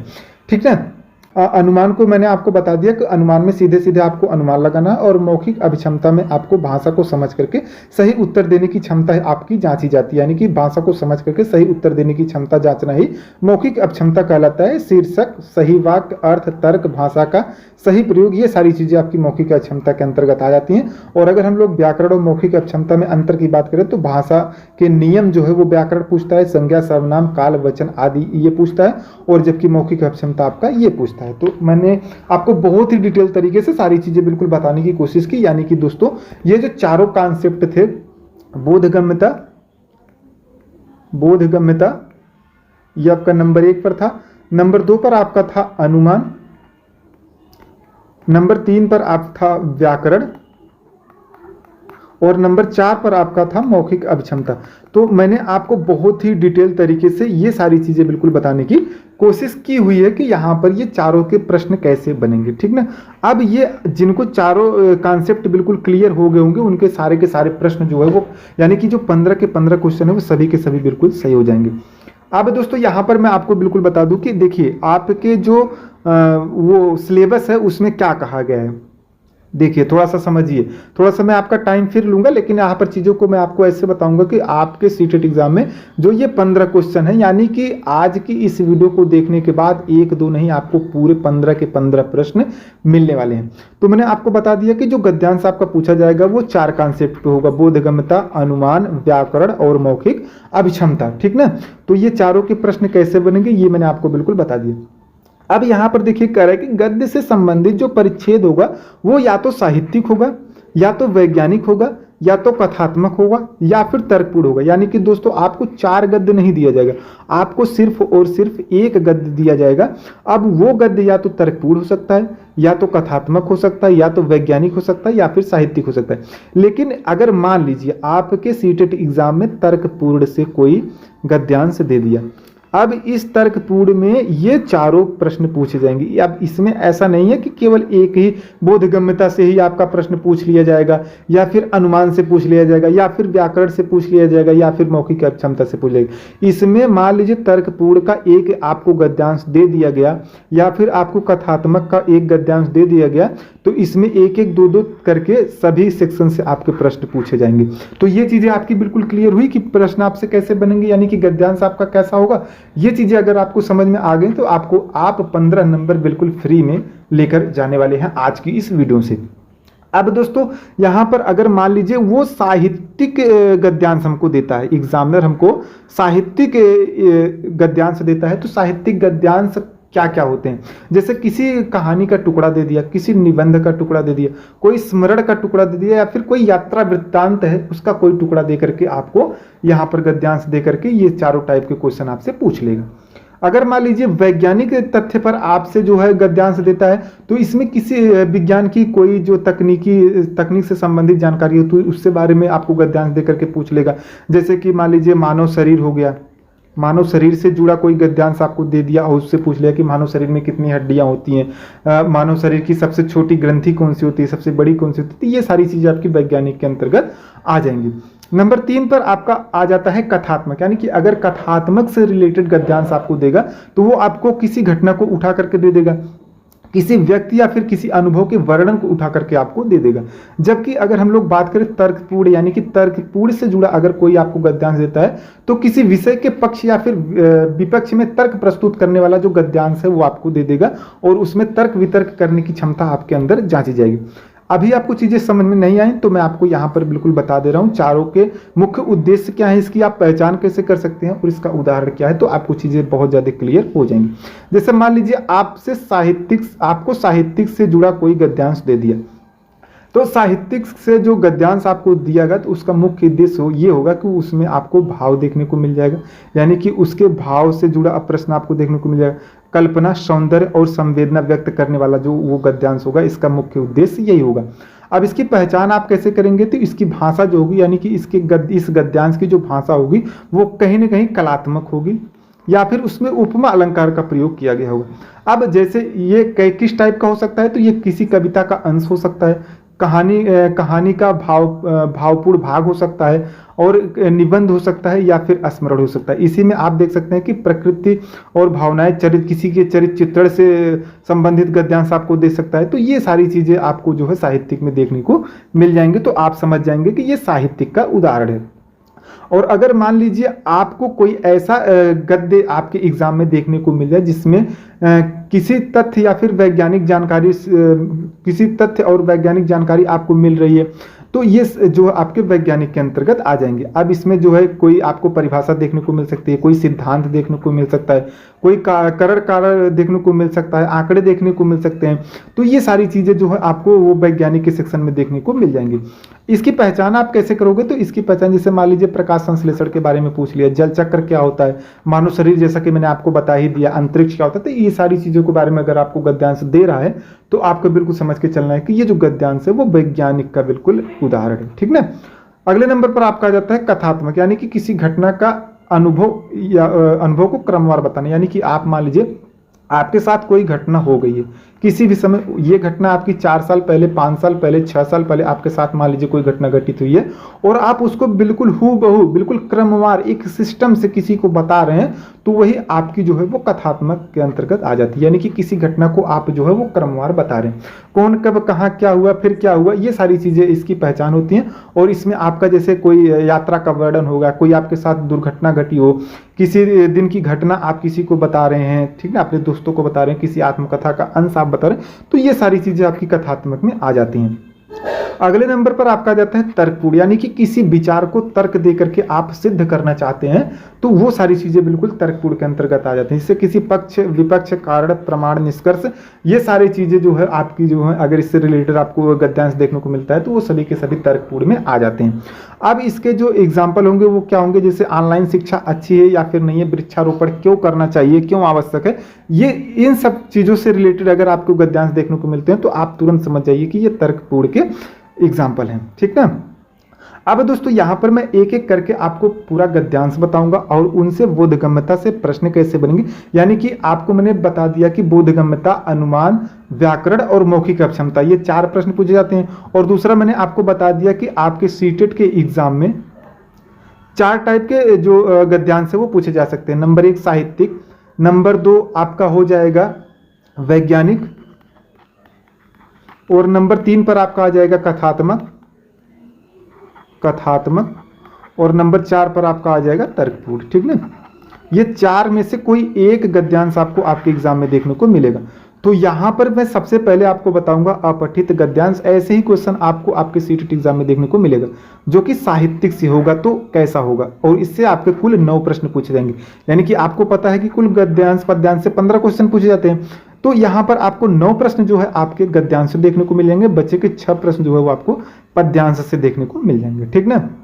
प्रश्न कैसे आपसे पूछेगा, एक आपको निर्देश देगा और बोलेगा कि नीचे दिए गए गद्यांश को ध्यानपूर्वक पढ़ करके पूछे गए प्रश्नों के उत्तर दीजिए। ठीक ना। तो पहले अब आपको यहां पर थोड़ी सी चालाकी बरतनी है। ठीक ना। आपको चालाकी क्या बरतनी है कि आप इस गद्यांश को पढ़ने में भले ही 2 मिनट अभी ले लीजिए, लेकिन आप बहुत ही अच्छे तरीके से 2 मिनट में इस गद्यांश को पूरा पढ़ डालिए, ठीक ना। या फिर आप ऐसा कर सकते हैं कि पहले आप गद्यांश को छोड़ दीजिए, पहले आप अपने सभी प्रश्न जो 9 पूछे गए हैं उनको पढ़ लीजिए, उसके बाद आइए आप गद्यांश पढ़िए। तो जो आप प्रश्न पढ़ करके आए रहे होंगे उसका जो आंसर है आपके दिमाग में पूरा नाचता रहेगा, और जब आप गद्यांश पढ़ेंगे तो तुरंत आप समझ जाएंगे कि देखिए ये पहले प्रश्न का उत्तर यहाँ पर दिया है, यहाँ पर तुरंत अंडरलाइन कर लेंगे, तो आपको यहाँ पर आपका समय भी बचेगा और आपका उत्तर भी बिल्कुल सही हो जाएगा, ठीक ना। अब दोस्तों यहाँ पर मैं आपको बहुत ही अच्छे तरीके से 2 से 3 मिनट लेकर के गद्यांश को दिखाऊंगा, इसको बताऊंगा। आपको भी बहुत ही अच्छे तरीके से, बिल्कुल आपको ध्यान कहीं पर भी नहीं लेकर जाना है, आपको 2 मिनट सिर्फ और सिर्फ अपनी स्क्रीन पर देखना है। यहाँ पर आपको मैं गद्यांश पढ़ा रहा हूँ तो गद्यांश को आप हल्के में मत लेना, गद्यांश को आप अच्छे तरीके से समझना। अभी प्रश्न कैसे सही होंगे फिर मैं आपको गद्यांश पर लेकर के नहीं आऊंगा, प्रश्न मैं वहीं पर सही करूंगा, और आप अगर गद्यांश को हल्के में लेकर के छोड़ करके चले जाएंगे तो आपके सभी के सभी उत्तर गलत हो जाएंगे और आप बिल्कुल भी अच्छे तरीके से समझ नहीं पाएंगे। तो देखिए यहाँ पर गद्यांश अगर हम शुरू करें तो देख सकते हैं कि एक छोटे से गांव में विनायक नाम का एक बालक रहता था। ये चीजें आपको क्लियर हो गई कि एक छोटे से गांव में विनायक नाम का एक बालक रहता था, ये सही है, ठीक है। वह प्रतिदिन सुबह जल्दी उठता, अपने माता पिता की सहायता करता, ठीक है। विनायक नाम का एक लड़का था जो प्रतिदिन सुबह उठता था और वह अपने माता पिता की सहायता करता था और समय पर विद्यालय जाता था, ठीक है। माता पिता की सेवा करने के बाद वह समय पर विद्यालय चला जाता था। अब विद्यालय जाकर के वह मन लगा करके पढ़ाई करता था। ठीक इसी तरीके से आपको गद्यांश को समझ करके पढ़ करके जाना। मैं बार बार आपको बता रहा हूं कि 2 से 3 मिनट आप ले लो, लेकिन गद्यांश को अच्छे तरीके से पढ़ना और अच्छे तरीके से पढ़ने के बाद आप प्रश्नों पर जाना, या फिर आप पहले प्रश्नों को पढ़ लेना उसके बाद गद्यांश पर आना, तो आपको उत्तर मिलते जाएंगे और आप यहां पर अंडरलाइन करते अपने उत्तर को चले जाएंगे, ठीक ना। मन लगाकर पढ़ाई करता और अपने मित्रों की भी पढ़ाई में सहायता करता था, ठीक है। समझ गए कि वो माता पिता की सहायता करता था, विद्यालय जाता था, विद्यालय में मन लगा करके पढ़ाई करता था और पढ़ाई करने के बाद जो समय उसका बच जाता था वो अपने मित्रों की भी पढ़ाई में सहायता करता था, ठीक है। एक दिन विद्यालय से लौटते समय उसने देखा कि एक वृद्ध व्यक्ति सड़क पार करने का प्रयास कर रहा था। ठीक है, सड़क पर बहुत से वाहन चल रहे थे, ठीक है, सड़क है तो वाहन तो चलेगा ही, ये चीजें आपको बिल्कुल अपने ध्यान में दिमाग में बैठा करके रखना है। विनायक तुरंत उस वृद्ध के पास गया और उनका हाथ पकड़ करके उन्हें सुरक्षित सड़क पार करा दिया, ठीक है। ये एक अच्छी मानवता है, हर बच्चे को या फिर हर व्यक्ति को ये चीजें करनी चाहिए कि अगर सड़क पर कोई भी व्यक्ति दिखाई देता है तो उसको सड़क पार करा देना चाहिए। अब मैं ये आपको क्यों बता दे रहा हूं कि सड़क पार करा देना चाहिए, यहां पर तो ये सारी चीजें लिखी हुई है, लेकिन मैं आपको ये बता रहा हूं कि जब मैं ये सारी चीज़ें बिल्कुल बताऊंगा और आपको भी ऐसे समझ करके चलना है कि हाँ ठीक है, कोई वृद्ध मिल गया तो उसको हमको पार करा देना चाहिए। तो कहीं न कहीं अब ये जो आपका गद्यांश है आपके दिमाग में बिल्कुल छप रहा है, दिमाग में बिल्कुल बैठ रहा है। तो इस तरीके से आपको गद्य को पढ़ करके चलना है। वृद्ध ने प्रसन्न होकर विनायक को आशीर्वाद दिया। जाहिर सी बात है, अगर आप किसी वृद्ध की सहायता करेंगे तो आपको आशीर्वाद ही देगा, श्राप नहीं देगा। घर पहुंचकर जब विद्यालय ने यह बात अपने माता पिता को बताई, बच्चे तो बिल्कुल नटखट होते ही हैं, वो जब घर पहुंचेंगे तो जाहिर सी बात है कि जो दिन भर की घटनाएं होती हैं वो अपने माता पिता को या फिर अपने भाई बहन को जरूर बताते हैं। तो उन्होंने कहा कि वो किसने कहा, उसके माता पिता ने कहा कि दूसरों की सहायता करना सबसे बड़ा मानव धर्म है। जैसा कि आप सभी को बिल्कुल पता है, ये आपके माता पिता भी आपको जरूर ही बताए होंगे। अगर आप थोड़ा सा सम्मानित परिवार के बच्चे होंगे तो आपको आपके माता पिता ये जरूर बताए होंगे कि हमें दूसरे की सहायता करनी चाहिए। दोस्तों, मैं यहाँ पर ये सारी डिटेल आपको क्यों बता रहा हूँ, क्योंकि मुझे कहीं ना कहीं आपके दिमाग में ये गद्यांश को बिल्कुल छपवाना है, ताकि जब मैं क्वेश्चन पर चलूंगा तो ये आपके जो गद्यांश है हूबहू वहां पर आपको बोलेंगे कि इस प्रश्न का ये उत्तर होगा। ऐसे ही आपको आपके एग्जाम में पढ़ना है। उस दिन से विनायक ने निश्चय किया कि वह अवसर मिलने पर सदैव लोगों की सहायता करेगा, और आज हम लोग भी ये निश्चय करेंगे इस गद्यांश को पढ़ते हुए भी कि अगर हमें भी ऐसा अवसर मिलेगा तो हम भी जरूर जिस लायक हैं किसी न किसी की जरूर मदद करेंगे, तभी हमारी भी कोई न कोई मदद करेगा। ठीक है दोस्तों, तो उम्मीद करते हैं कि गद्य आपको बिल्कुल अच्छे तरीके से समझ में आ गया होगा। ऐसे ही गद्य आपको आपके सीटेट एग्जाम में देखने को मिलने वाले हैं। अब यहाँ पर इससे प्रश्न कैसे बनेंगे ये आपको जानना बहुत जरूरी है, क्योंकि यहीं पर बच्चे जो है वो गलती करके आ जाते हैं। अब भाग 1 में मैंने आपको बिल्कुल बताया हुआ है कि इससे 4 कॉन्सेप्ट से प्रश्न पूछे जाएंगे, ठीक ना। साहित्यिक, कथात्मक, तर्कपूर्ण और एक जो आपका था वो था वैज्ञानिक, ठीक ना। ये तो 4 आपके साहित्यिक से पूछे जाएंगे, लेकिन अब प्रश्न इसमें बनेंगे बोधगम्यता, अनुमान, व्याकरण और मौखिक अभिक्षमता। ये 4 तरीके के प्रश्न इस गद्यांश से आपसे पूछे जाएंगे। ये चारों के चारों प्रश्न आपसे पूछे जाएंगे, ठीक ना। कोई भी आप सीटेट एग्जाम को उठा करके प्रीवियस ईयर क्वेश्चन को देख लीजिए, ये चारों टाइप के कॉन्सेप्ट से प्रश्न आपके पूछे गए हैं। तो यहाँ पर बोधगम्यता से प्रश्न कैसे बनेगा कि विनायक प्रतिदिन विद्यालय जाने से पहले क्या करता था। अब आप गद्यांश को सोचेंगे, थोड़ा सा दिमाग लगाएंगे और इस ऑप्शन को पढ़ेंगे तो ये प्रश्न बोधगम्यता वाला आपको सीधे सीधे आपको आपके गद्यांश में देखने को मिल रहा होगा। यानी कि खेलता था, ऐसी कोई चर्चा गद्यांश में नहीं की गई है। अगर अब आप बिल्कुल अच्छे तरीके से नहीं देखे थे, उस समय आप मस्ती कर रहे थे, तो आप वीडियो को थोड़ा सा बैक करिए और गद्यांश को अच्छे से पढ़ करके आइए, तभी आपको चीज़ें यहाँ पर समझ में आई। और जो बच्चे बिल्कुल सीरियस रूप से पढ़ रहे हैं, गद्यांश को अच्छे से समझें, उनको ये क्वेश्चन अब बिल्कुल समझ में आ रहा होगा कि यहाँ पर इसमें पहले प्रश्न में कौन सा उत्तर सही हो जाएगा। तो दोस्तों यहाँ पर खेलता था ऐसी कोई बात ही नहीं की गई है। माता पिता की सहायता करता था, जी हाँ, विनायक नाम का एक लड़का था, वह हर सुबह अपने माता पिता की सहायता करके विद्यालय पढ़ने जाता था। ये चीजें बिल्कुल चर्चा हुई थी गद्यांश में कि नहीं हुई थी, आप मुझे कमेंट करके जरूर बताना, ठीक ना। बाजार जाता था, ठीक है, बाजार जाता था, लेकिन वो जो है प्रतिदिन विद्यालय जाने से पहले क्या करता था, ये चीजें आपको ध्यान में रखनी है कि विद्यालय जाने से पूर्व क्या करता था। तो ये आपका गद्यांश में दिया, घूमने जाता था, ये नहीं होगा, यानी कि उत्तर ब आपका जो है बिल्कुल सही हो जाएगा। तो पहला प्रश्न आपने देखा कि बोधगम्यता से कैसे बनेगा। अब दूसरे प्रश्न पर आते हैं। दूसरा प्रश्न कह रहा है कि विनायक ने किसकी सहायता की, ठीक है, अपने मित्र की, जी नहीं।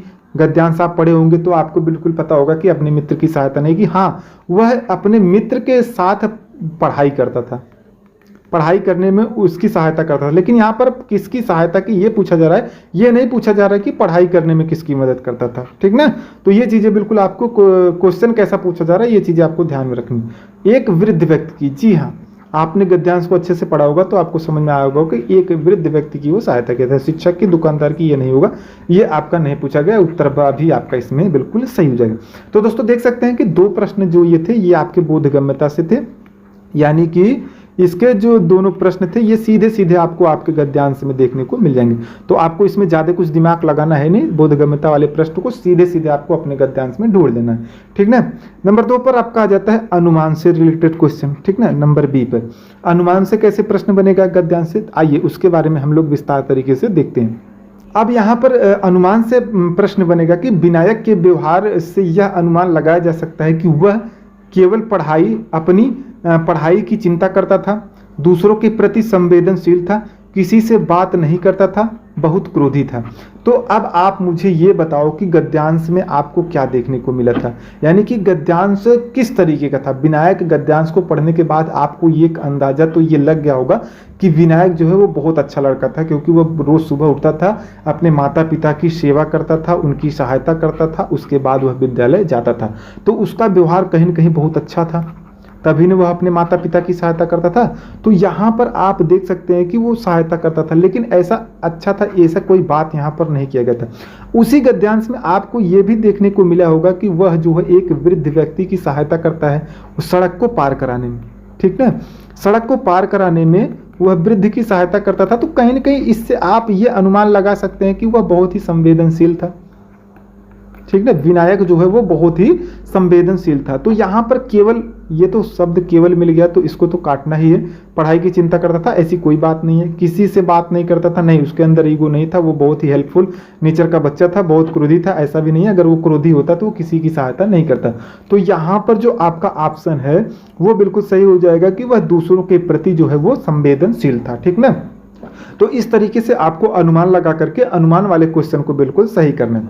अगले नंबर पर आपका आ जाता है कि विनायक के माता पिता ने उसकी प्रशंसा क्यों की होगी।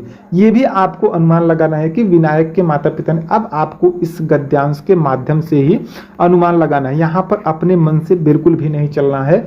यहाँ पर जो गद्यांश में कह रहा है वही आपको बिल्कुल बताना है, क्योंकि वह देर से घर पहुंचा नहीं, वो देर से घर नहीं पहुंचता था, वो पढ़ाई करने के बाद तुरंत अपने घर पहुंचता था, ऐसा गद्यांश में कहा गया। मान लीजिए वो घर पर देर से ही पहुंचता था, इससे हमसे मतलब नहीं। हमसे गद्यांश में कह रहा है कि वह घर समय से पहुंचता था। तो हमको सिर्फ और सिर्फ गद्यांश को फोकस में रख करके उत्तर देना है। क्योंकि उसने मानवता का परिचय दिया। जी हाँ, उसने वृद्ध की सहायता की, अपने दोस्तों को पढ़ने में मदद करता था। तो ये सारी चीज़ें कहीं ना कहीं उसके मानवता का अच्छे मानवता का परिचय दे रहा होता है। तो ये उत्तर बी जो है ये आपका बिल्कुल अभी तक के लिए सही हो जाएगा। चूंकि सीटेड है यहाँ पर अगला ऑप्शन भी सही हो सकता है, तो अगले ऑप्शन को भी हम देख लेते हैं, क्योंकि उसने नया सामान खरीदा। जी नहीं, ऐसा कोई चर्चा नहीं हुआ है गद्यांश में, क्योंकि वह खेल जीत गया था, ये भी नहीं है। तो यहाँ पर जो आपका आंसर है वो आपका बिल्कुल बी सही होगा, यानी कि क्योंकि उसने मानवता का परिचय दिया, क्योंकि उसने वृद्ध व्यक्ति की जो है वो सहायता की हुई थी। ठीक ना, वृद्ध व्यक्ति की सहायता की हुई थी।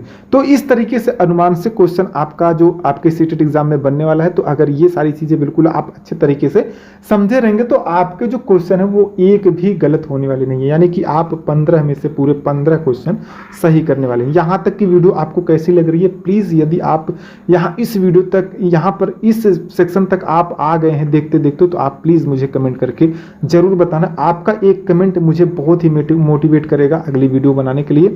और यकीन मानिए, अगर आप इसमें 1000 प्लस कमेंट कर देते हैं तो मैं अगली वीडियो बहुत ही अच्छे तरीके से अधिगम और अर्जन की लेकर के आऊंगा। ठीक ना, अधिगम और अर्जन।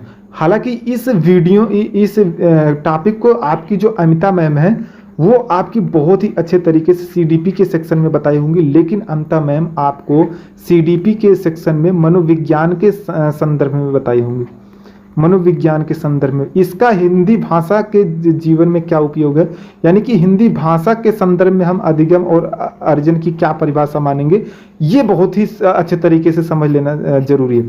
जब आप अधिगम और अर्जन की परिभाषा हिंदी के संदर्भ में यानी कि अगली वीडियो में देखेंगे तो आपको चीजें समझ में आएंगी। अगर आप दूसरी बार सीटेट एग्जाम देने जा रहे हैं कि मैंने बहुत ही बड़ी गलती की हुई है, अभी तक हम सीडीपी के आधार पर अपने हिंदी के पेडालॉजी को बिल्कुल सही करते थे, जबकि ऐसा बिल्कुल भी नहीं है, क्योंकि हिंदी का जो पेडालॉजी का सेक्शन होता है वो बिल्कुल अलग होता है और जो आपके सीडीपी का होता है वो बिल्कुल अलग होता है। अधिगम अर्जन की क्लास में ये आपको चीजें बिल्कुल पता चल जाएंगी। तो बस आपको चैनल को सब्सक्राइब करके रखना है, जैसे ही अधिगम और अर्जन की अगली वीडियो आएगी आपको चीजें पता चल जाएंगी।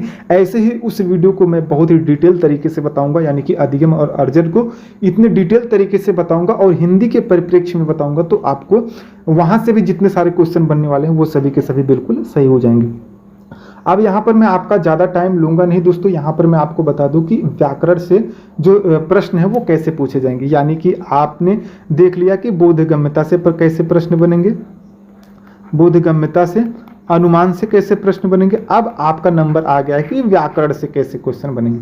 दोस्तों यहाँ पर व्याकरण से मैं बता दूं कि मानवता किस प्रकार की संज्ञा है। मानवता शब्द आपने व्याकरण में देखा होगा, तो ये जो है आपका भाववाचक है, ये मानव से मानवता बना है। ठीक ना, तो इसमें जो है कहीं ना कहीं भाववाचक संज्ञा। अब आप मुझे ये बताओ कि पूरे गद्यांश में आपको भाववाचक शब्द देखने को मिला, नहीं मिला। तो कहीं ना कहीं अगर आप व्याकरण को भी पढ़ के नहीं जाएंगे, समझ के नहीं जाएंगे, तो ये सारे जो व्याकरण वाले क्वेश्चन आपसे पूछे जाएंगे वो सभी के सभी बिल्कुल गलत हो जाएंगे। अगला क्वेश्चन है कि वृद्ध का समानार्थी शब्द है बूढ़ा, बालक, युवक और मित्र। तो दोस्तों यहाँ पर समानार्थी शब्द भी अगर आप पढ़ के नहीं जाएंगे तो आप ये बताओ कि समानार्थी शब्द आपको कहीं पर भी मिला, आपको गद्यांश में देखने को नहीं मिला। जी हाँ, तो आपको ये सारी चीजें बिल्कुल पढ़ के चलनी होंगी कि वृद्ध का जो समानार्थी शब्द है वो बूढ़ा है। ठीक है, तो उम्मीद करते हैं कि जो व्याकरण से प्रश्न पूछे जाएंगे वो इस तरीके से ही पूछे जाएंगे और उम्मीद करते हैं कि ऐसे जो भी क्वेश्चन पूछे जाएंगे अब आपके बिल्कुल सही हो जाएंगे। अब अगले नंबर पर आपका जाता है मौखिक अभिक्षमता, यानी कि मौखिक अभिक्षमता से कैसे प्रश्न बनेंगे उसके बारे में हमको डिटेल से चर्चा करना है, क्योंकि मैं आपको बिल्कुल डिटेल से क्लास देने का वादा किया हुआ है। तो मैं आपको आज सारी चीज़ें बिल्कुल डिटेल में बताऊंगा। वीडियो कितनी भी लंबी हो जाए, 1 घंटे से 2 घंटे 3 घंटे हो जाए, मुझे इसका कोई भी फर्क पड़ने वाला नहीं है। यहाँ पर कम से कम जो बच्चे अभी तक देख रहे हैं, जो बच्चे देखना चाहते हैं वो कम से कम कंप्लीट वीडियो को पूरी देखें, जिससे कि उनको कम से कम आज की इस वीडियो में अगर वो टाइम दे रहे हैं तो वो कम से कम 15 प्रश्न अपने बिल्कुल लेकर के जाएं कि 15 प्रश्न उनके बिल्कुल सही हो जाएं। और प्लीज़ आप मुझे कमेंट करके जरूर बताना एग्जाम देने के बाद कि आपको इस टाइप के क्वेश्चन आपके सीटेट एग्जाम में देखने को मिले या फिर नहीं मिले। दोस्तों इस गद्यांश का सबसे उपयुक्त शीर्षक क्या होगा, इस टाइप का जो प्रश्न होगा वो आपका मौखिक अभिक्षमता से रिलेटेड होगा। यानी कि अगर आपको उपयुक्त शीर्षक जहां भी पूछ ले, आप तुरंत ये समझ जाना कि ये आपका मौखिक अभिक्षमता का प्रश्न है। ये आपको पूरे गद्यांश में कहीं पर भी देखने को नहीं मिलेगा। हाँ, गद्यांश जो आप पढ़े हैं उसके आधार पर आपकी मौखिक अक्षमता जांची जाएंगी कि आप सोचने में कितना सक्षम है, ठीक ना। तो एक सहायक बालक, बिल्कुल सही बात है, गद्यांश को देखने के बाद एक सहायक बालक शीर्षक का बिल्कुल ख्याल आता है मन में, तो ये बिल्कुल सही। गांव का मेला, ऐसी कोई बात जो है वो नहीं की गई है आपके अपने गद्यांश में। विद्यालय का खेल, ऐसा कोई बात नहीं है। वर्षा का मौसम, तो ये सारी चीजें बिल्कुल आपके गद्यांश में दी गई हैं। तो यहाँ पर ऑप्शन ए जो है, एक सहायक बालक, ये उपयुक्त गद्यांश का शीर्षक हो सकता है। बिल्कुल सही बात है, ये आपका ऑप्शन नंबर ए बिल्कुल सही हो जाएगा।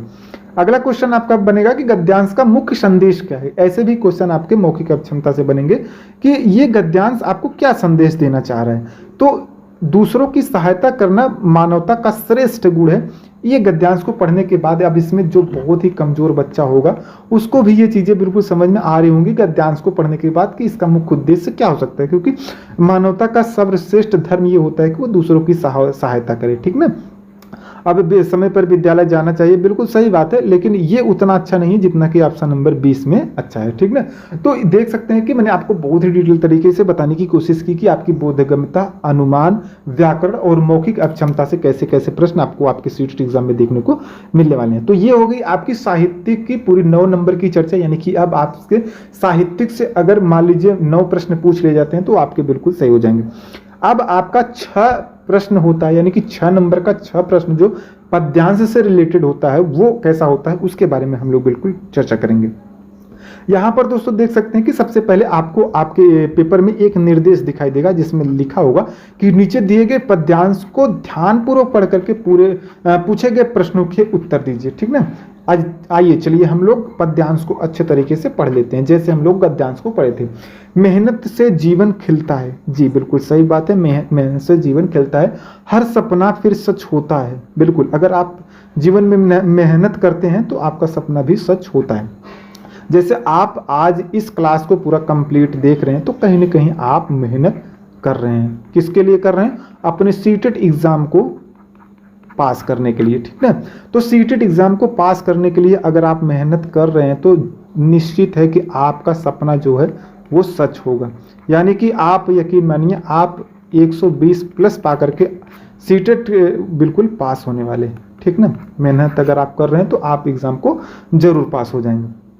जो हर दिन आगे बढ़ता है वही सफलता पाता है। यानी कि अगर आप हर रोज क्लासेस को देखते हो, अपने प्रैक्टिस सेट देखते हो, PYQ करते हो, तो आप कहीं ना कहीं जो है वो निश्चित ही हर रोज आप आगे बढ़ रहे हो और आप सीटेट एग्जाम की सीढ़ी, एक एक सीढ़ी को एक एक दिन पर निश्चित ही आगे जा रहे हो, ठीक ना।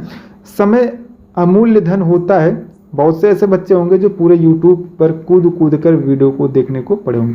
बहुत से ऐसे बच्चे होंगे जो यहाँ से बिल्कुल चले गए होंगे इस वीडियो को छोड़ करके, स्किप करके। लेकिन बहुत से ऐसे बच्चे होंगे जो अपने समय को अमूल्य समय मानते हैं और वो इस वीडियो में अभी तक बने हैं। जो लोग बने हैं वो अमूल्य लिख करके यहाँ पर नीचे कमेंट जरूर करना, जिससे पता चले कि कितने बच्चे यहाँ तक जो है वो अभी रुके हुए हैं। मैं मान लूंगा कि वही बच्चे बिल्कुल सीरियस है अपने सीटेट एग्जाम को पास करने के लिए, ठीक है।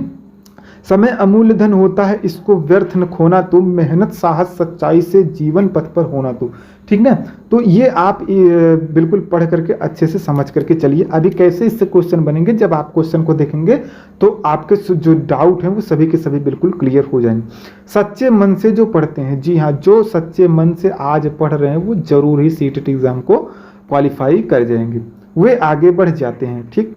ज्ञान का दीपक जलाकर वे सबका मान बढ़ाते हैं। जी, ज्ञान का दीपक तभी जलाएंगे जब आप अच्छे तरीके से पढ़ेंगे और जब आप सीटेट पास हो जाएंगे तो आप अपने साथ साथ अपने माता पिता का भी मान बढ़ाएंगे।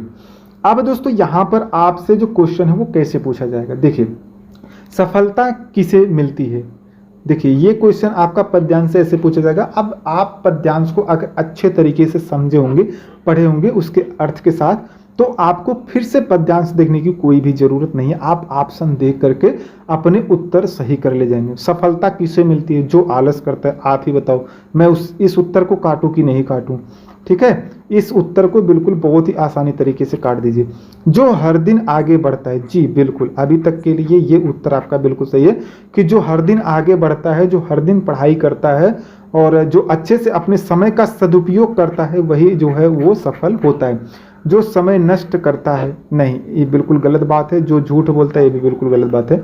तो सफलता इन तीनों को नहीं मिलती है, जो आलस करता है, जो समय नष्ट करता है, या फिर जो झूठ बोलता है। सफलता उसे मिलती है जो हर दिन आगे बढ़ता है, ठीक ना।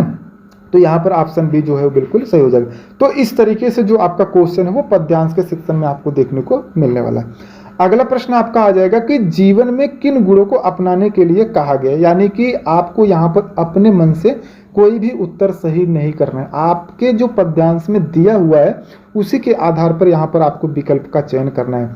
तो यहाँ पर आलस और क्रोध करके आप जीवन के गुणों को नहीं अपना सकते, झूठ और छल बोल करके नहीं, ईर्ष्या और घमंड नहीं। आप मेहनत, साहस और सच्चाई का परिचय दे करके आप जीवन में अपने गुणों को अपना करके आगे जा सकते हैं, ठीक ना। अगला प्रश्न है आपका कि कवि समय के बारे में क्या सोचता है, ठीक।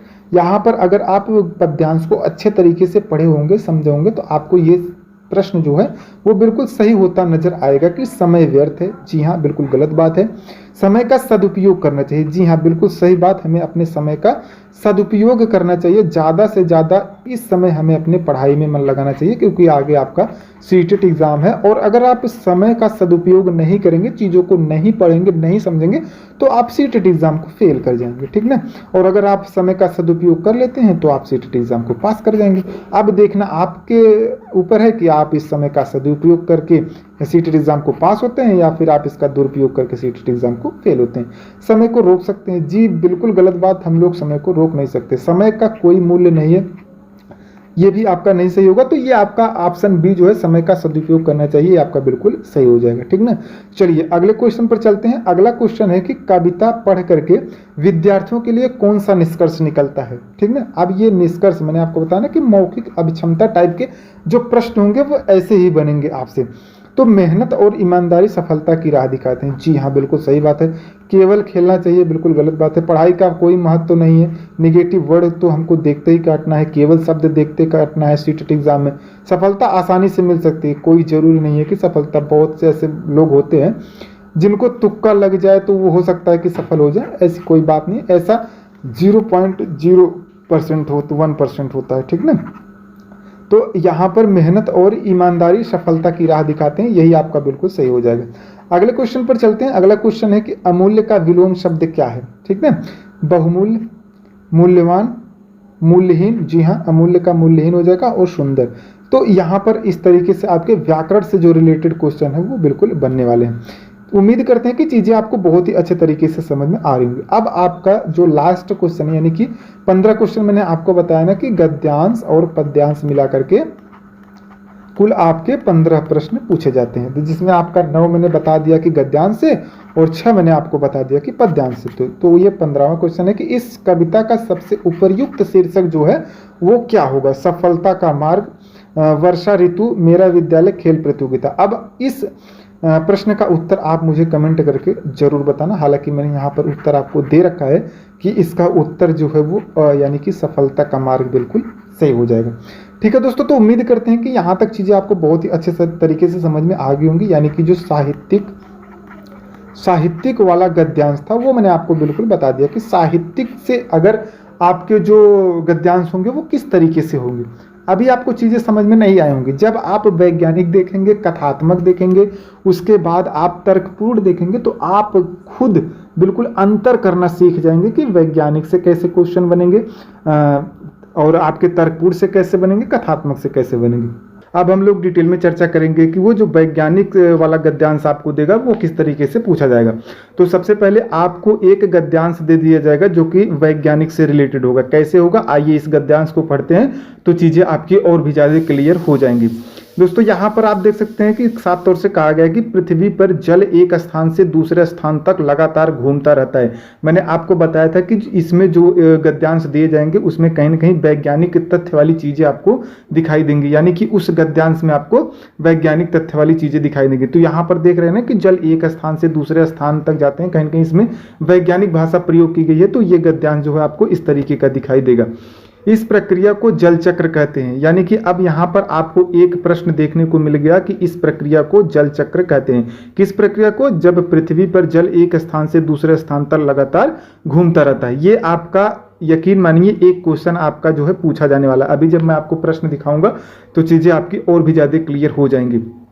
आगे देखिए क्या कह रहा है कि सूर्य की गर्मी से समुद्र, नदियां, तालाबों तथा अन्य जल स्रोतों का पानी भाप बनकर ऊपर उठता है। इस प्रक्रिया को वाष्पीकरण कहते हैं। अब देखिए यहाँ पर आपको एक प्रश्न और देखने को मिल गया कि जो सूर्य की गर्मी से समुद्र, नदियों, तालाबों तथा अन्य जल स्रोतों से पानी जो भाप बनकर के ऊपर उठता है उसी को हम वाष्पीकरण कहते हैं।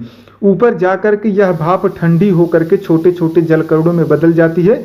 इन जलकणों से बादल बनते हैं तथा बादलों में जल की मात्रा अधिक हो जाती है, तब वर्षा होती है। ठीक है, तो ये सारी चीजें बिल्कुल अपने जहन में आपको बैठाते हुए चलना है, यानी कि इस गद्यांश को इस तरीके से आपको पढ़ना है कि जब आप वहां पर प्रश्न देखें तो आपके उत्तर जो है वो ऑप्शन से ही बिल्कुल मिल जाए, आपको पुनः जो है गद्यांश को पढ़ने की जरूरत ना पड़े। तो भले ही यहाँ पर आपको 2 मिनट 3 मिनट लग जाए, लेकिन आप गद्यांश को बहुत ही अच्छे तरीके से पढ़िएगा। ठीक है, वर्षा का जल नदियों, झीलों और समुद्रों में पहुंचता है। इस प्रकार जल का यह चक्र लगातार चलता रहता है। ठीक है, आगे कह रहा है कि जल चक्र के कारण पृथ्वी पर जल का संतुलन बना रहता है। यदि यह जल चक्र रुक जाए तो वर्षा नहीं होगी। ये चीजें आपको बिल्कुल पॉइंट याद रखनी है। और पेड़ पौधों, पशुओं तथा मनुष्यों के लिए जल की कमी हो जाएगी। ठीक है, ये अच्छी बात है। यहाँ पर आप सभी को बिल्कुल पता है कि जब इस तरीके की जो संभावनाएं होती हैं तो कहीं न कहीं निश्चित ही जल की कमी हो जाएगी। खेती पर भी इसका बुरा प्रभाव पड़ेगा। जी हाँ, बिल्कुल खेती पर इसका बुरा प्रभाव पड़ेगा, क्योंकि जब यहाँ पर जल की ही कमी हो जाएगी तो इसका जो है सभी जीवों पर और आपके खेतों पर बहुत बुरा प्रभाव पड़ेगा। इसलिए जल का संरक्षण करना आवश्यक है। सभी लोगों को जल का संरक्षण करना अति आवश्यक है। यहाँ तो आप मान लीजिए सीटेट एग्जाम के लिए पढ़ाई कर रहे हैं, लेकिन यहाँ पर आप सभी को बिल्कुल मानवता के कारण मैं आपको बिल्कुल बता दूं कि आपको जल का संरक्षण भी करना चाहिए। कितने लोग जल का संरक्षण करते हैं आप मुझे कमेंट करके जरूर बताना। आगे कह रहा है कि वर्षा के जल का संग्रह करके तथा जल का उचित उपयोग करके हम भविष्य के लिए जल बचा सकते हैं। जी हाँ, जल को अगर हम बिल्कुल अच्छे तरीके से बचा करके रखेंगे तो ये हमारे भविष्य में बिल्कुल काम आने वाली हैं, जो हमारी आने वाली पीढ़ियां हैं उनको भी काम आने वाली। तो ये आपका जो गद्यांश है वो वैज्ञानिक से रिलेटेड है। अब इससे प्रश्न कैसे बनेगा ये चीजें मैं आपको बिल्कुल बताऊंगा, तो चीजें आपकी और भी ज्यादा क्लियर हो जाएंगी। अब दोस्तों यहाँ पर आप देख सकते हैं, मैं थोड़ा सा जूम करके आपको चीजें दिखा दे रहा हूं कि यहाँ पर अगर बोधगम्यता से प्रश्न बनेंगे तो वो कैसे बनेंगे। अब मैं बार बार आपको नहीं बताऊंगा कि बोधगम्यता क्या होता है, आपको इस पहले मैंने बता दिया। अगर आपको चीजें समझ में नहीं आई हैं तो आप वीडियो को बैक करके देख सकते हैं। ठीक है, अब यहां पर अगर इस गद्यांश से बोधगम्यता से प्रश्न बनेगा तो वो कहेगा कि यहां पर देख सकते हैं कि गद्यांश के अनुसार जल एक स्थान से दूसरे स्थान तक किस प्रक्रिया के द्वारा पहुंचता है। ठीक है, वायु चक्र, ऐसा कोई बात ही नहीं किया गया है पूरे गद्यांश में। जल चक्र, जी हाँ, ये जल जो है एक स्थान से दूसरे स्थान तक जो जाता है उसी प्रक्रिया को हम लोग जल चक्र कहते हैं। जीवन चक्र, मौसम चक्र, ये दोनों ऑप्शन बिल्कुल गलत हो जाएगा। तो ये जो प्रश्न है इसका सीधा सीधा उत्तर आपको आपके इसी गद्यांश में देखने को मिलेगा। तो आपको कहीं भी जाने की जरूरत नहीं है। मैं आपको बार बार बता रहा हूं कि जो बोधगम्यता वाले प्रश्न होंगे वो आपके सीधे सीधे आपके जो गद्यांश होंगे उसी में मिल जाएंगे। ठीक है, अगला प्रश्न कर रहा है कि सूर्य की गर्मी से पानी के भाप बनकर ऊपर उठने की प्रक्रिया क्या कहलाती है। ठीक है, ये भी मैंने आपको हाईलाइट करके वहां पर चीजें बताया हुआ। संघनन, जी नहीं, बिल्कुल ये गलत हो जाएगा। वर्षा, वाष्पीकरण, ये आपका गद्यांश में दिया गया कि भाप बनकर ऊपर उठने की प्रक्रिया को हम वाष्पीकरण कहते हैं। ठीक है, तो ये दोनों चीजें आपको बिल्कुल क्लियर हो गई, यानी कि दोनों प्रश्न जो मैंने आपको बताया वो अब उम्मीद करते हैं कि आपको क्लियर हो गई होगी। आगे नंबर 3 पर आपका कह रहा है कि लेखक के अनुसार जल का संरक्षण क्यों आवश्यक है। यह प्रश्न भी आपको आपके गद्यांश में ही मिल जाएगा।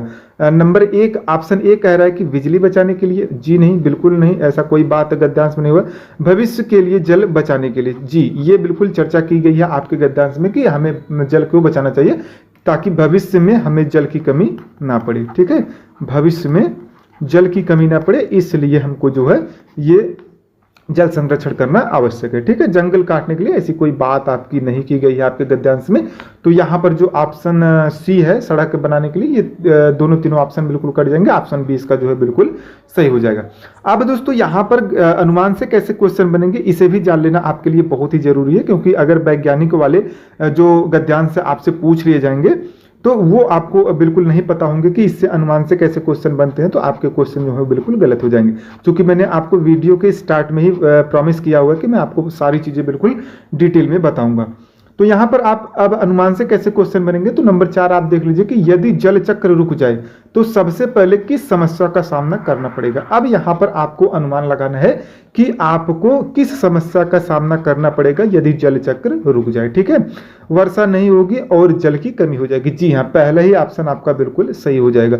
यहां पर मैं हाईलाइट भी कर दिया हूं, तो ये सारी चीजें आपको बिल्कुल अपने अनुमान के आधार पर बिल्कुल सही करना पड़ेगा। ठीक है, पेड़ तेजी से बढ़ेंगे ऐसी कोई बात नहीं है। अगर जल की समस्या हो जाएगी तो पेड़ तेजी से क्यों बढ़ेंगे, बल्कि पेड़ नहीं बढ़ेंगे।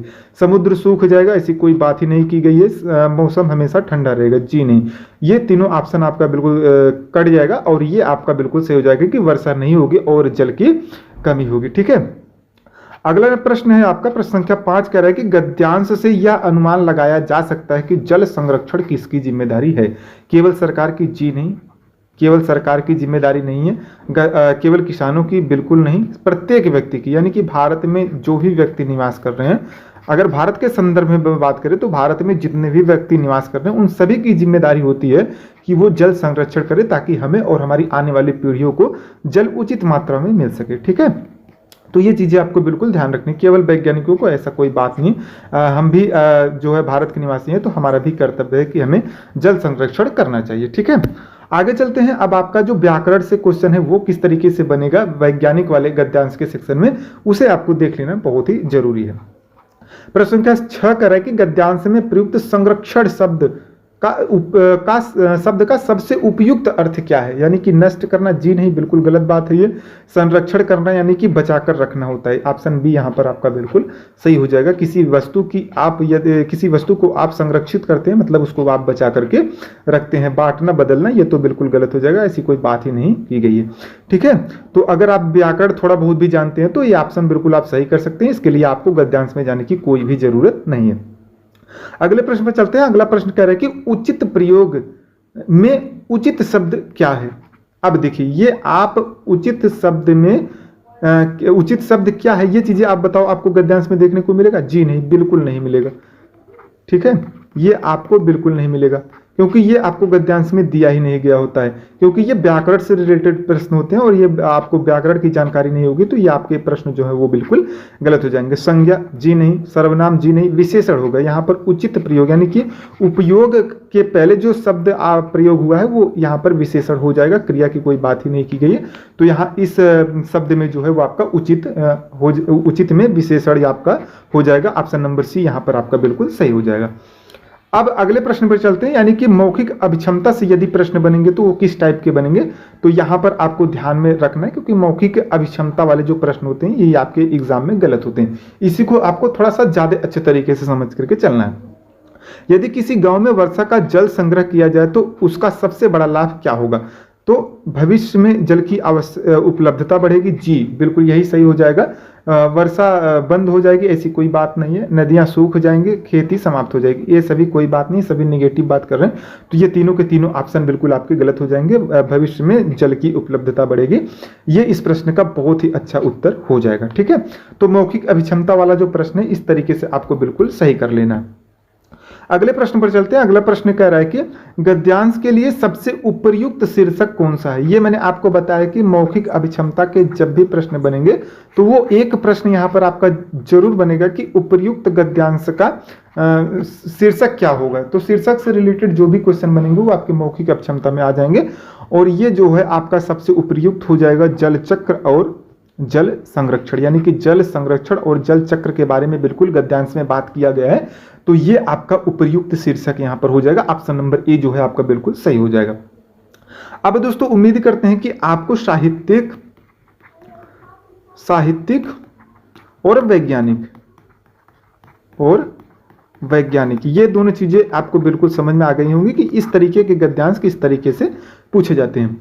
अब नंबर 3 पर आपका जाता है कथात्मक, यानी कि आपके सीटेट के एग्जाम में एक ही दिया जाएगा लेकिन हमको बताना चारों है, क्योंकि चारों में से हो सकता है कि यही पूछ ले, या हो सकता है कि साहित्यिक पूछ ले, या हो सकता है कि वैज्ञानिक पूछ ले, या हो सकता है कि तर्कपूर्ण पूछ ले।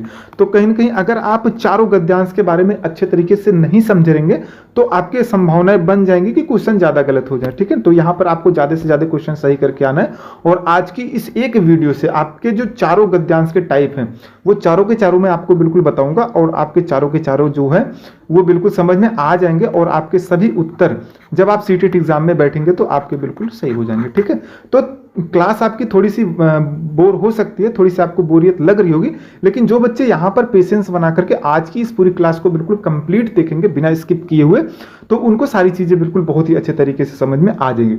और यहीं पर मैं आपको एक चीज और बता दूं कि अगली जो अपनी दूसरे नंबर की क्लास होगी वो अधिगम और अर्जन को लेकर के होने वाली है।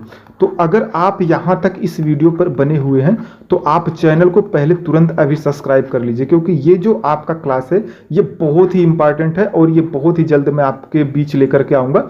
अब बहुत से बच्चे अधिगम और अर्जन ये समझ लेते हैं कि ये मैं जाके सीडीपी के सेक्शन में देख लूंगा और मेरे सही हो जाएंगे। दोस्तों मैं आपको बिल्कुल बता दूं कि ये अधिगम और अर्जन ये सीडीपी में अलग टाइप से पूछे जाते हैं और हिंदी में बिल्कुल अलग टाइप से पूछे जाते हैं, क्योंकि हिंदी में ये भाषा के परिप्रेक्ष्य में पूछे जाते हैं, जबकि सीडीपी में मनोविज्ञान क्या कहता है इस विषय में यहाँ से प्रश्न बनते हैं। तो आपको जो दूसरी क्लास आने वाली है वो बिल्कुल मिस नहीं करना है। तो उसे देखना कैसे आपको, उसके लिए आपको चैनल सब्सक्राइब करना होगा, ताकि जैसे ही हम वीडियो को अपलोड करें तो उसकी जानकारी आपको तुरंत मिल जाए और आप उसी के अनुसार अपना देख करके वीडियो अपनी तैयारी को बिल्कुल बेहतरीन तरीके से कर सकें। अब दोस्तों यहाँ पर जो आपका अपठित गद्यांश यानी कि कथात्मक वाला जो गद्यांश है वो किस टाइप से बनेगा, तो देख सकते हैं कि कह रहा है कि विनायक प्रतिदिन समय पर विद्यालय जाता है। एक दिन विद्यालय जाते समय उसने देखा कि एक छोटा बच्चा सड़क किनारे खड़ा रो रहा है। ठीक है, विनायक उसके पास गया और प्यार से रोने का कारण पूछा। विनायक ने बच्चे से रोने का कारण पूछा कि वह आखिर क्यों रो रहा है। बच्चे ने बताया कि वह अपनी मां से बिछड़ गया है। विनायक उसे पास के पुलिस सहायता केंद्र ले गया, जो कि विनायक को करना चाहिए और अगर आप भी उस जगह पर होते तो आपको भी ये बिल्कुल करना चाहिए। और हम समझते हैं कि हर नागरिक को ये काम करना चाहिए कि अगर कोई परेशान है तो उसकी सहायता अवश्य करनी चाहिए। कुछ देर बाद बच्चे की मां वहां पहुंची और बच्चे को देखकर वह बहुत खुश हुई। ठीक है, उसने विनायक का धन्यवाद किया। विनायक ने कहा कि जरूरतमंद की सहायता करना हम सभी का कर्तव्य है। जरूरतमंद की सहायता करना, ये देखिए आपका एक की पॉइंट है। हो सकता है कि आपको ये क्वेश्चन में देखने को मिल जाए। आगे जब हम क्वेश्चन पढ़ेंगे तो ये सारी चीजें आपको देखने को मिल सकती हैं, तो आप इसे बिल्कुल याद करके रखेंगे। अब आगे कह रहा है कि उस दिन विनायक विद्यालय पहुंचने पर प्रधानाचार्य को इस घटना के बारे में बताया। ठीक है, या फिर यहां पर आप देख सकते हैं कि उस दिन विद्यालय पहुंचने पर प्रधानाचार्य को इस घटना का पता चला। ठीक, प्रधानाचार्य को पता चल गया। उन्होंने प्रार्थना सभा में विनायक की प्रशंसा की। जी हाँ, बिल्कुल ये प्रशंसा करने वाली बात ही है, विनायक ने ऐसा काम ही किया था। और सभी विद्यार्थियों से कहा कि संकट में पड़े लोगों की सहायता करना एक अच्छे नागरिक का गुण है। यह सुनकर के सभी विद्यार्थियों ने दूसरों की सहायता करने का संकल्प लिया। और आप सभी जो सीटेट एग्जाम की तैयारी कर रहे हैं वो आज यहाँ पर आप लोग भी संकल्प लीजिए कि जो व्यक्ति कहीं फंसा हुआ है उसकी आपको मदद जरूर करनी चाहिए। ठीक है, चलिए हम लोग ये गद्यांश को बिल्कुल पढ़ लिया और बहुत अच्छी अच्छी बातों को हम लोगों ने सीख भी लिया। अब यहां पर इस गद्यांश से आपके बोधगम्यता वाले कैसे प्रश्न बनेंगे, दोस्तों देख रहे हैं कि ये बार बार आपको यही सारे क्वेश्चन देखने को मिले, क्योंकि ये आपका सिलेबस में बताया भी गया है। यानी कि बोधगम्यता और अनुमान और व्याकरण और मौखिक अक्षमता, यही 4 टाइप के क्वेश्चन आपके बार बार, चाहे वो आपके किसी भी टाइप का गद्यांश पूछ रहा है तो यही 4 टाइप के आपके जो है वो प्रश्न पूछ रहा है। तो यही 4 पॉइंट अगर आप पढ़ लेते हैं, याद कर लेते हैं, समझ लेते हैं अच्छे तरीके से, तो आपकी बताइए बिल्कुल 15 के 15 क्वेश्चन सही नहीं होंगे? आप मुझे कमेंट करके जरूर बताएं। ठीक है, तो यहाँ पर बोधगम्यता से अगर प्रश्न बनेंगे तो क्या बनेंगे कि विनायक ने सड़क किनारे किसे रोते हुए देखा। ठीक है, एक वृद्ध व्यक्ति, जी नहीं, ये बिल्कुल ऐसी चर्चा कोई नहीं की गई। एक छोटा बच्चा, जी हाँ, उसने एक छोटे बच्चे को रोते हुए देखा था, तो ये ऑप्शन बी आपका बिल्कुल सही हो जाएगा। एक शिक्षक को, जी नहीं। एक दुकानदार को, जी नहीं। ये तीनों ऑप्शन आपके बिल्कुल गलत हो जाएंगे। एक छोटे बच्चे को उसने देखा, और ये उत्तर आपको जो है आपके जो गद्यांश है उसी में देखने को मिल जाएगा। मैं यहाँ पर बैक करके चीजें नहीं दिखाऊंगा, क्योंकि मैं बहुत अच्छे तरीके से आपको जो है वो गद्यांश बता करके आया हुआ हूँ। तो उसने एक छोटे बच्चे की बिल्कुल मदद की, ये चीजें आपको बिल्कुल याद करके रख लेनी है, और यही ऑप्शन आपका बिल्कुल सही हो जाएगा। नंबर 2 पर कह रहा है कि बच्चा क्यों रो रहा था, उसे भूख लगी थी, जी नहीं, ये बिल्कुल गलत बात है।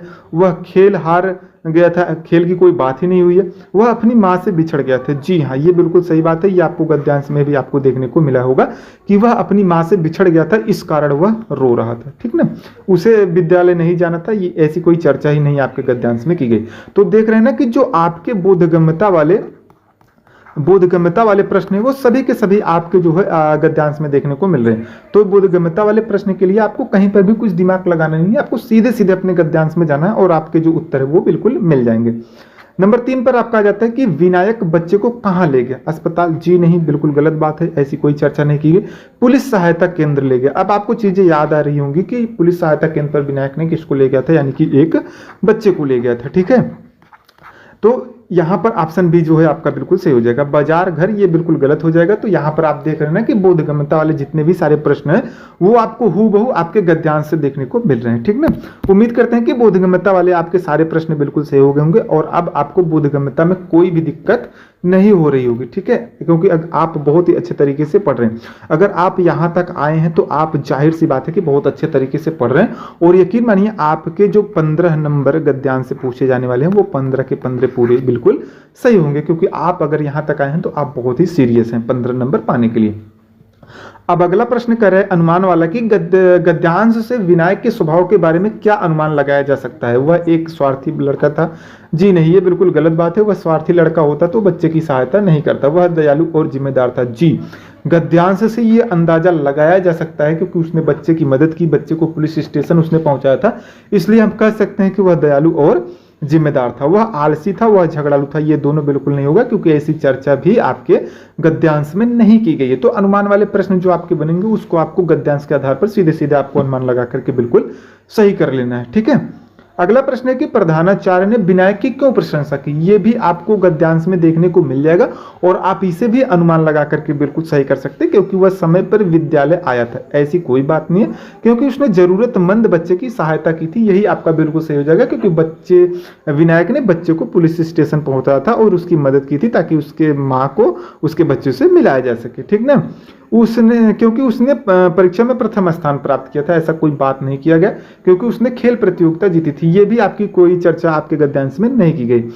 तो ये जो तीनों चारों ऑप्शन है वो बिल्कुल गलत हो जाएंगे। यही आपका ऑप्शन भी, क्योंकि उसने जरूरतमंद बच्चों की सहायता की, यही आपका बिल्कुल सही हो जाएगा। चलिए अगले प्रश्न पर चलते हैं, यानी कि जो आपके व्याकरण से रिलेटेड प्रश्न इसमें बनेंगे उसे हम अच्छे तरीके से देख लेते हैं। अब दोस्तों यहाँ पर जो व्याकरण से रिलेटेड प्रश्न बनेंगे वो किस टाइप से बनेंगे उसे आपको समझ करके चलना है। अब देखिए, कह रहा है कि गद्यांश में प्रयुक्त सहायता शब्द का सबसे उपयुक्त अर्थ क्या है? विरोध करना? जी नहीं, बिल्कुल गलत बात है। सहायता अगर आप किसी की कर रहे हैं तो आप विरोध क्यों कर रहे हैं? ठीक ना, मदद करना। जी हाँ, सहायता का सबसे उपयुक्त अर्थ जो है वो यही हो जाएगा, मदद करना। छोड़ देना, छिपाना, ये दोनों बिल्कुल गलत हो जाएगा। तो यहां पर आप देख रहे हैं ना कि ये सारी चीजें आपको आपके गद्यांश में कहीं पर भी देखने को नहीं मिलेंगी। आप सहायता शब्द कहीं भी नहीं पाएंगे। ठीक है, और अगर पाएंगे तो इसके परिप्रेक्ष्य में नहीं पाएंगे। तो अगर आपकी व्याकरण की जानकारी अच्छी रहेगी तभी आप इस क्वेश्चन को बिल्कुल सही कर सकते हैं। तो जो बच्चे बार बार ये कहते हैं कि सीटेट में व्याकरण नहीं पूछा जाता है, उनके लिए मैं खास तौर से ये सारी चीजें बिल्कुल यहाँ पर लिया हुआ हूँ। अगले प्रश्न पर चलते हैं। अगला प्रश्न कहता है कि अच्छे नागरिक में अच्छे शब्द क्या है? अच्छे नागरिक कैसे हैं? वो अच्छे हैं। कहीं ना कहीं नागरिक की क्या बता रहे हैं? ये विशेषता बता रहे हैं। तो यहाँ पर संज्ञा, सर्वनाम और क्रिया ये तो होगा नहीं क्योंकि ये नागरिक की विशेषता बता रहे हैं। तो विशेषता कौन बताता है? विशेषण बताता है। तो यहाँ पर ऑप्शन नंबर सी जो है आपका बिल्कुल सही हो जाएगा कि अच्छे नागरिक में अच्छे शब्द में विशेषण है। ठीक है, तो उम्मीद करते हैं कि यहाँ तक चीजें आपको बिल्कुल क्लियर हो गई होंगी। अब अगला जो मौखिक अभिक्षमता वाला क्वेश्चन है वो किस टाइप से बनेगा? अगर आपका जो गद्यांश है वो कथात्मक है। ठीक है, अगर गद्यांश आपका कथात्मक है तो मौखिक अभिक्षमता वाला प्रश्न कैसे बनेगा? आइए इसको विस्तार तरीके से देख लेते हैं। यदि आपको रास्ते में कोई छोटा बच्चा अपने परिवार से बिछड़ा हुआ मिले तो सबसे उचित कार्य क्या होगा? उसे अकेला छोड़ देना? जी नहीं, ये बिल्कुल गलत बात है। आप उसे अकेला नहीं छोड़ सकते हैं क्योंकि आप भारत के एक जिम्मेदार नागरिक हैं।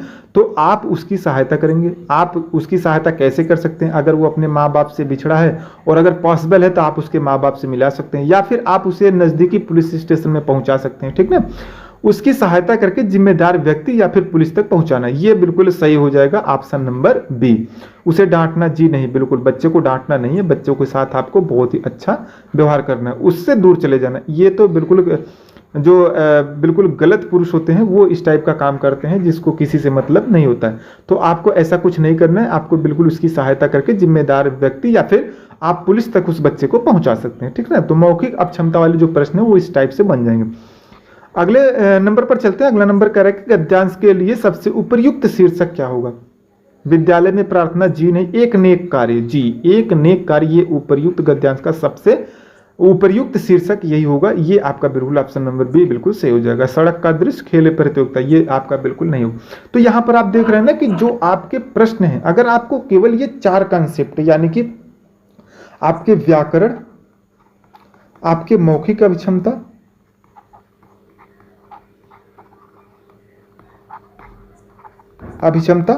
आपके बोधगम्यता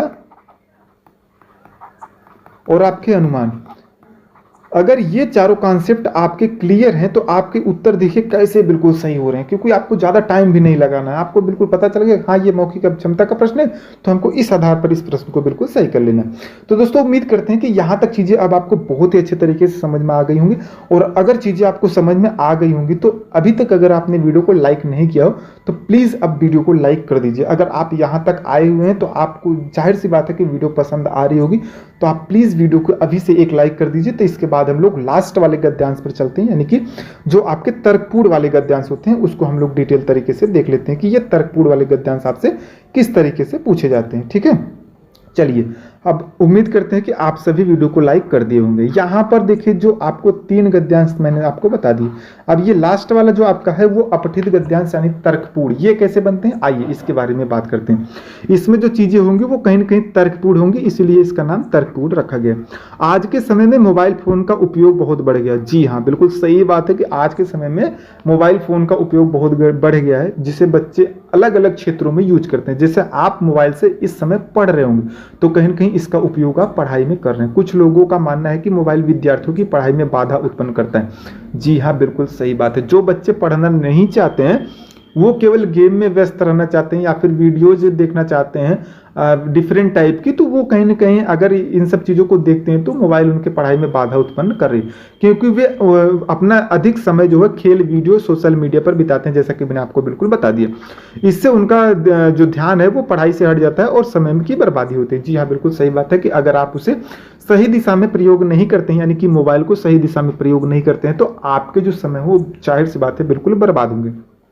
लेकिन दूसरी ओर कई लोग यह भी मानते हैं कि मोबाइल का उपयोग सही उद्देश्य से किया जाए तो यह शिक्षा का एक उपयोगी साधन बन सकता है। जैसे सही उपयोग का मतलब आप इस समय अपने सीटेट एग्जाम की तैयारी कर रहे हो, ठीक है, सीटेट एग्जाम की तैयारी कर रहे हो और आप 15 नंबर पर बिल्कुल प्रयासरत हो और आप 15 नंबर लेकर के भी जाओगे अगर आप यहां तक बिल्कुल आ गए हो, क्योंकि आप पढ़ाई को लेकर के बहुत सीरियस हो। ठीक है, तो ये एक उपयोगी साधन बन रहा है आपके लिए, क्योंकि आप इसका उपयोग जो है वो सही दिशा में कर रहे हैं। विद्यार्थी ऑनलाइन कक्षाएं देख सकते हैं। जी हाँ, आप ऑनलाइन कक्षाएं देख रहे हैं। अध्ययन सामग्री आप प्राप्त कर सकते हैं। जैसे अध्ययन सामग्री से मतलब है कि आप पीडीएफ प्राप्त कर सकते हैं।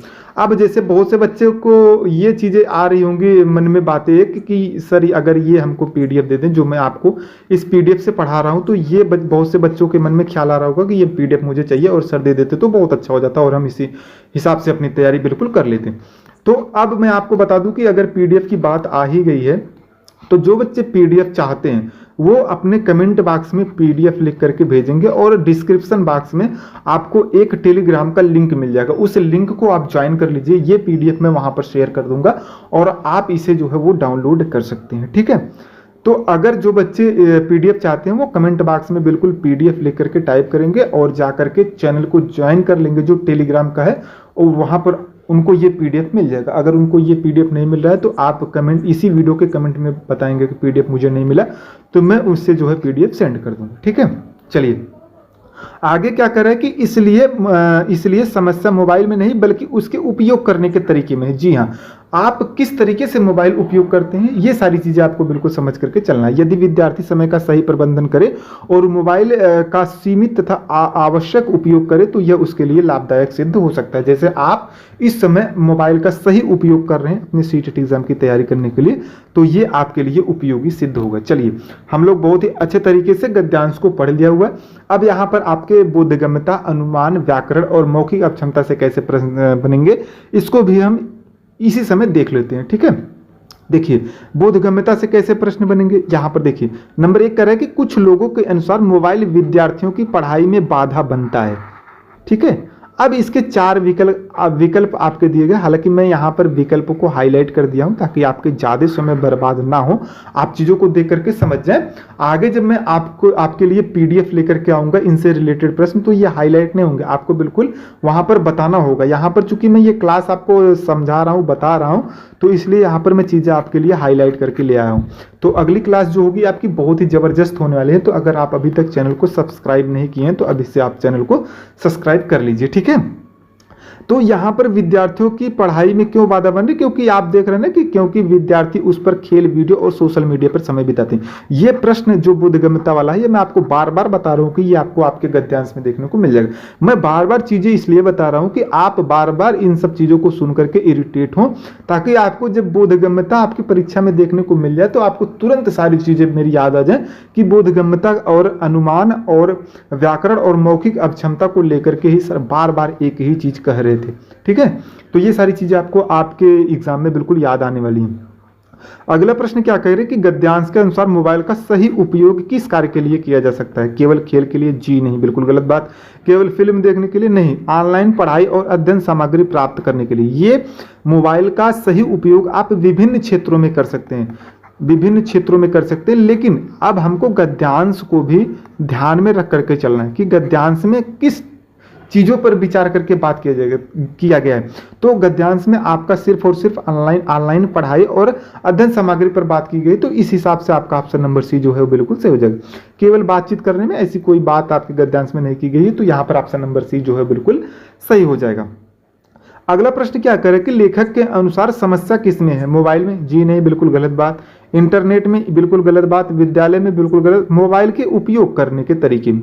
मोबाइल के उपयोग करने के तरीके में लेखक के अनुसार समस्या है, क्योंकि अगर आप मोबाइल का सही उपयोग करते हैं तो आप उसे सही दिशा में ले जा सकते हैं, और अगर आप गलत उपयोग करते हैं यानी कि सोशल मीडिया पर आप ज़्यादा समय बिताते हैं तो आप अपना समय बिल्कुल बर्बाद कर रहे हैं, ठीक ना। तो इस तरीके से जो बोधगम्यता वाले प्रश्न बनेंगे उसको आपको बिल्कुल अपने ही गद्यांश से देख करके बिल्कुल सही कर लेना। चलिए हम लोग चलते हैं अगले टाइप पर, यानी कि अनुमान से कैसे प्रश्न आपके पूछे जाने वाले हैं यदि आपके तर्कपूर्ण वाले गद्यांश होंगे तो, ठीक है। अगर आपके तर्कपूर्ण वाले गद्यांश होंगे तो उसमें अनुमान से रिलेटेड कैसे प्रश्न बनेंगे।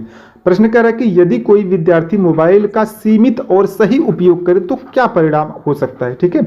उसकी पढ़ाई में सहायता मिलेगी? बिल्कुल सही बात है, ये उसकी पढ़ाई में सहायता मिलेगी। वह पढ़ाई छोड़ देगा? बिल्कुल गलत बात। उसे मोबाइल की आवश्यकता नहीं होगी, वह विद्यालय जाना बंद कर देगा। तो ये सारी चीजें तीनों जो आपकी कही गई हैं ये आपके गद्यांश में बिल्कुल भी नहीं कही गई हैं। गद्यांश में क्या कही गई है कि गद्यांश में कही गई है कि उसकी पढ़ाई में सहायता मिलेगी। तो ऑप्शन नंबर ए जो है बिल्कुल सही होगा। इस टाइप से आपको बिल्कुल अनुमान लगा करके अपने क्वेश्चन को बिल्कुल सही करना है। चलिए अगले प्रश्न पर चलते हैं। अगला प्रश्न कह रहा है कि गद्यांश से यह अनुमान लगाया जा सकता है कि लेखक किस विचार का समर्थन करता है, ठीक है। मोबाइल का पूरी तरह विरोध करना चाहिए? बिल्कुल गलत बात है। मोबाइल का सोच समझ करके और सीमित उपयोग करना चाहिए। अब दोस्तों यहाँ पर आप एक चीज देख रहे होंगे कि यहाँ पर जो मैं आपको गद्यांश लिया हुआ हूँ और उससे रिलेटेड जो आपके प्रश्न है वो बिल्कुल बोल रहे हैं कि ये उत्तर आपका बिल्कुल सही हो जाएगा। हालांकि मैं यहाँ पर हरे रंग से चीजों को हाईलाइट कर दिया हूँ, लेकिन मान लो अगर मैं ये हाईलाइट नहीं भी करता तो भी आप इसके उत्तर बहुत ही आसानी से सही कर देते। क्यों सही कर देते? क्योंकि अब आपको बहुत ही अच्छे तरीके से अंतर पता चल गया है बोधगम्यता में, आपको बहुत ही अच्छे तरीके से अंतर पता चल गया है अनुमान में, आपको बहुत ही अच्छे तरीके से अंतर पता चल गया है कथात्मक में, और आपको बहुत ही अच्छे तरीके से माफ कीजिएगा व्याकरण में, और आपको बहुत ही अच्छे तरीके से अंतर पता चल गया होगा मौखिक अभिक्षमता में। आपके ये जो प्रश्न सब सही हो रहे हैं, ये क्यों सही हो रहे हैं? क्योंकि आपको ये चारों जो कॉन्सेप्ट हैं वो बहुत ही अच्छे तरीके से समझ में आ गए हैं, ठीक है। तो विद्यार्थियों को केवल मोबाइल ही चलाना चाहिए? गलत बात। विद्यार्थियों में मोबाइल अनिवार्य कर दिया गया, ये सब बिल्कुल गलत बात है।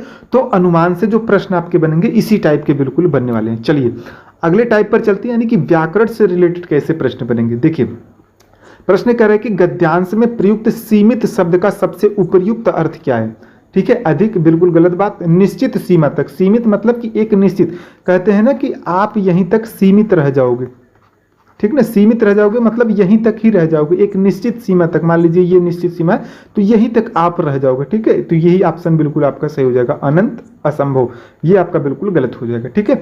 तो जो व्याकरण से प्रश्न बनेंगे आपके वो इस टाइप से बिल्कुल बनेंगे। अगला प्रश्न कर रहा है कि सही उपयोग में सही शब्द क्या है। अब देखिए उपयोग कर रहे हैं आप, किसी भी विषय वस्तु का आप उपयोग कर रहे हैं। मान लो आप मोबाइल का उपयोग कर रहे हैं, ठीक ना, मोबाइल का उपयोग कर रहे हैं, क्या कर रहे हैं, सही उपयोग कर रहे हैं। नहीं, कुछ बच्चे गलत उपयोग कर रहे हैं, गलत उपयोग कर रहे हैं, ठीक है, गलत उपयोग कर रहे हैं। तो सही ये क्या है, ये मोबाइल के उपयोग करने की विशेषता बता रहा है कि सही मोबाइल उपयोग कर रहे हैं, तो ये इसका विशेषण हो जाएगा। कुछ बच्चे गलत कर रहे हैं तो ये उपयोग करने के तरीके को क्या बता रहा है, गलत बता रहे हैं, तो ये आपका विशेषण हो जाएगा। यहाँ पर संज्ञा सर्वनाम और क्रिया की कोई बात ही नहीं की गई है। तो जो ये शब्द के पहले ये जो आ रहा है ये बताने के लिए कि मोबाइल किस तरीके से उपयोग किया जा रहा है, तो ये इसकी विशेषता बता रहा है। तो ऑप्शन नंबर सी जो है आपका बिल्कुल यहाँ पर सही हो जाएगा। चलिए, मौखिक अभिक्षमता से कैसे प्रश्न बनेंगे इसको हम बहुत अच्छे तरीके से समझ लेते हैं। उसके बाद में आपको बताऊंगा कि अपनी अगली क्लास कौन सी आने वाली है और क्यों आपके लिए वो महत्वपूर्ण क्लास होने वाली है। तो आप वीडियो में लास्ट तक जरूर बने रहिएगा, क्योंकि आज आपको वीडियो के लास्ट में मैं आपको एक चीज बहुत ही अच्छी बताने वाला हूँ। प्रश्न कह रहा है कि यदि किसी विद्यार्थी को पढ़ाई के लिए मोबाइल का उपयोग करना हो तो उसे क्या करना चाहिए, ठीक है, केवल खेल खेलना चाहिए, बिल्कुल गलत बात। समय का सही प्रबंधन करके आवश्यक कार्यों के लिए मोबाइल का उपयोग करना चाहिए, जी हाँ बिल्कुल सही बात है। पूरे दिन मोबाइल चलाना चाहिए, बिल्कुल गलत बात है। पूरे दिन हम क्यों मोबाइल चलाएंगे, हमको पढ़ाई लिखाई भी करना है, घर का काम भी करना है, ठीक ना, तो हमको पूरे दिन मोबाइल नहीं चलाना है। पढ़ाई छोड़ देनी है, जी नहीं, बिल्कुल ऐसी बात नहीं है, हमको पढ़ाई नहीं छोड़नी, क्योंकि हमको सीटेट का एग्जाम पास करना है। तो सीटेट का एग्जाम पास करने के लिए आपको पढ़ना होगा, ठीक ना, कम से कम आपको 10 से 12 घंटे पढ़ना होगा, तभी आप अपने सीटेट एग्जाम को क्लियर कर पाओगे, ठीक ना। तो मौखिक अक्षमता से इस टाइप से प्रश्न आपके जो है वो बन जाएंगे। अगला प्रश्न मौखिक अक्षमता से किस टाइप का बनेगा, उपर्युक्त शीर्षक वाला, जो मैंने आपको बता दिया पहले ही। अगर आप वीडियो को स्टार्ट से देखते हुए आ रहे हैं तो ये चीजें बिल्कुल आपकी क्लियर हो गई होंगी कि मौखिक अक्षमता में ही आपके शीर्षक वाले प्रश्न जो है बन जाते हैं। तो इसका ऑप्शन यही बिल्कुल सही हो जाएगा कि मोबाइल, लाभ और सावधानी, यही आपका उपर्युक्त शीर्षक हो जाएगा। सोशल मीडिया का इतिहास, विद्यालय के नियम, इंटरनेट की खोज, ये आपका बिल्कुल नहीं होगा। तो मोबाइल, लाभ और सावधानी, यही आपका उपर्युक्त शीर्षक हो जाएगा। तो दोस्तों देख सकते हैं कि मैंने आपको बहुत ही डिटेल तरीके से आज जो 15 क्वेश्चन आपके गद्यांश के पूछे जाने वाले थे उनके बारे में मैंने आपको बहुत ही डिटेल तरीके से बता दिया। अब प्लीज अगर आप यहां तक इस वीडियो को देखते हुए आए तो प्लीज मुझे कमेंट करके जरूर बताना कि चीजें आपको बहुत ही अच्छे तरीके से समझ में आई कि नहीं आई, क्लास आपको अच्छा लगा कि नहीं लगा। और आप बताओ कि इससे पहले क्या आपको ये चारों जो कॉन्सेप्ट थे वो पता थे कि नहीं पता थे, यानी कि बोधगम्यता, अनुमान, व्याकरण और आपके जो मौखिक अभिक्षमता, ये बताओ आपको चारों कॉन्सेप्ट पता थे कि नहीं पता थे। और आपको ये बताओ कि आपको ये पता थे कि नहीं कि जो गद्यांश है वो 4 टाइप के आपसे पूछे जाते हैं, यानी कि साहित्यिक, वैज्ञानिक, कथात्मक और तर्कपूर्ण। ये तर्कपूर्ण, ठीक ना। तो बताओ आप मुझे कमेंट करके कि ये चारों गद्यांश के बारे में और ये चारों कॉन्सेप्ट आपको पता थे कि नहीं पता थे, प्लीज मुझे कमेंट करके जरूर बताना। अब देखो अपनी जो अगली क्लास होगी वो अधिगम और अर्जन को लेकर के होगी, यानी कि पूरी कंप्लीट क्लास। आप इस वीडियो में 1000 प्लस कमेंट कर देते हैं और आप 5000 प्लस लाइक कर देते हैं, 5000 प्लस लाइक कर देते हैं। जैसे ही ये आप काम करेंगे तुरंत मेरी जो अगली वीडियो है वो अधिगम एवं अर्जन को लेकर के आ जाएगी, क्योंकि यहाँ पर अधिगम और अर्जन, बहुत से बच्चे अब इसे कहेंगे कि चलो क्लास नहीं आएगी तो हम सीडीपी के सेक्शन में इसको जाकर के देख लेंगे, तो वो बच्चे यहाँ पर बहुत ही बड़ी गलती करने वाले हैं। क्योंकि जो अधिगम और अर्जन से प्रश्न हिंदी के सेक्शन में बनते हैं वो भाषा के संदर्भ में बनेंगे, ठीक है। और अमिता मैम जो आपको बताएंगे अधिगम एवं अर्जन वो सीडीपी के परिप्रेक्ष्य में, यानी कि मनोविज्ञान क्या कहता है इसके परिप्रेक्ष्य में आपको बताएंगे, ठीक है। तो अधिगम और अर्जन वाली क्लास अगर आप मिस कर देते हैं तो आप यकीन मानो कि आप 2 से 3 प्रश्न को बिल्कुल मिस कर देंगे। अधिगम और अर्जन के बाद आपकी भाषा शिक्षण के सिद्धांत के बारे में एक एक करके ऐसे क्लास बिल्कुल आपकी जो है वो सिलेबस की अकॉर्डिंग आएगी, यानी कि दूसरा क्लास ये होगा, तीसरा क्लास ये होगा, चौथा क्लास ये होगा, 5वां क्लास ये होगा, छठा क्लास ये, 7वां ये, 8वां ये, 9वां ये, 10वां ये। 10 क्लास में मैं पूरी हिंदी के सिलेबस को आपको पूरा कंप्लीट करके दे दूंगा। उसके बाद इसी में आपका जो है वो प्रैक्टिस भी आता रहेगा, यानी कि जो आपके PYQs हैं वो भी आते रहेंगे और जो प्रैक्टिस में अच्छे अच्छे प्रश्न आपके बन सकते हैं वो सभी के सभी प्रश्न भी मैं इसी में आपको लेता हुआ चलूंगा। तो आगे जो आपकी क्लास आने वाली है वो भी बहुत ही इंपॉर्टेंट आने वाली है, जैसे मैंने आपको यहाँ पर सारी चीज़ें बिल्कुल डिटेल में बताई और उनसे रिलेटेड कैसे प्रश्न बन सकते हैं उनके बारे में डिटेल से बताया, वैसे आपकी अगली क्लास भी आने वाली। तो अभी अगर आप अगली क्लास को चाहते हैं तो आप अभी चैनल को तुरंत सब्सक्राइब कर लो, ठीक है। क्योंकि अगर आप चैनल को सब्सक्राइब नहीं करोगे तो आपको कहीं ना कहीं उसका नोटिफिकेशन नहीं मिल पाएगा और आप वीडियोस को मिस कर दोगे। ठीक है, तो दोस्तों उम्मीद करते हैं कि आज की वीडियो आपको बहुत ही अच्छी लगी होगी। वीडियो अच्छी लगी हो तो प्लीज वीडियो को एक लाइक जरूर कर दें। वीडियो को ज्यादा से ज्यादा अपने उन दोस्तों के पास शेयर भी कर दें जो आपके साथ सीटीटी एग्जाम की तैयारी कर रहे हैं। और अगर आप चैनल पर नए हैं तो चैनल को सब्सक्राइब भी कर ले, क्योंकि यहाँ पर ऐसी ही हेल्पफुल वीडियो आपको हर रोज देखने को मिलती रहेंगी। दोस्तों पूरा वीडियो देखने के लिए आप सभी का बहुत बहुत धन्यवाद। मिलते हैं किसी नए वीडियो में किसी नए टॉपिक के साथ, तब तक के लिए नमस्कार।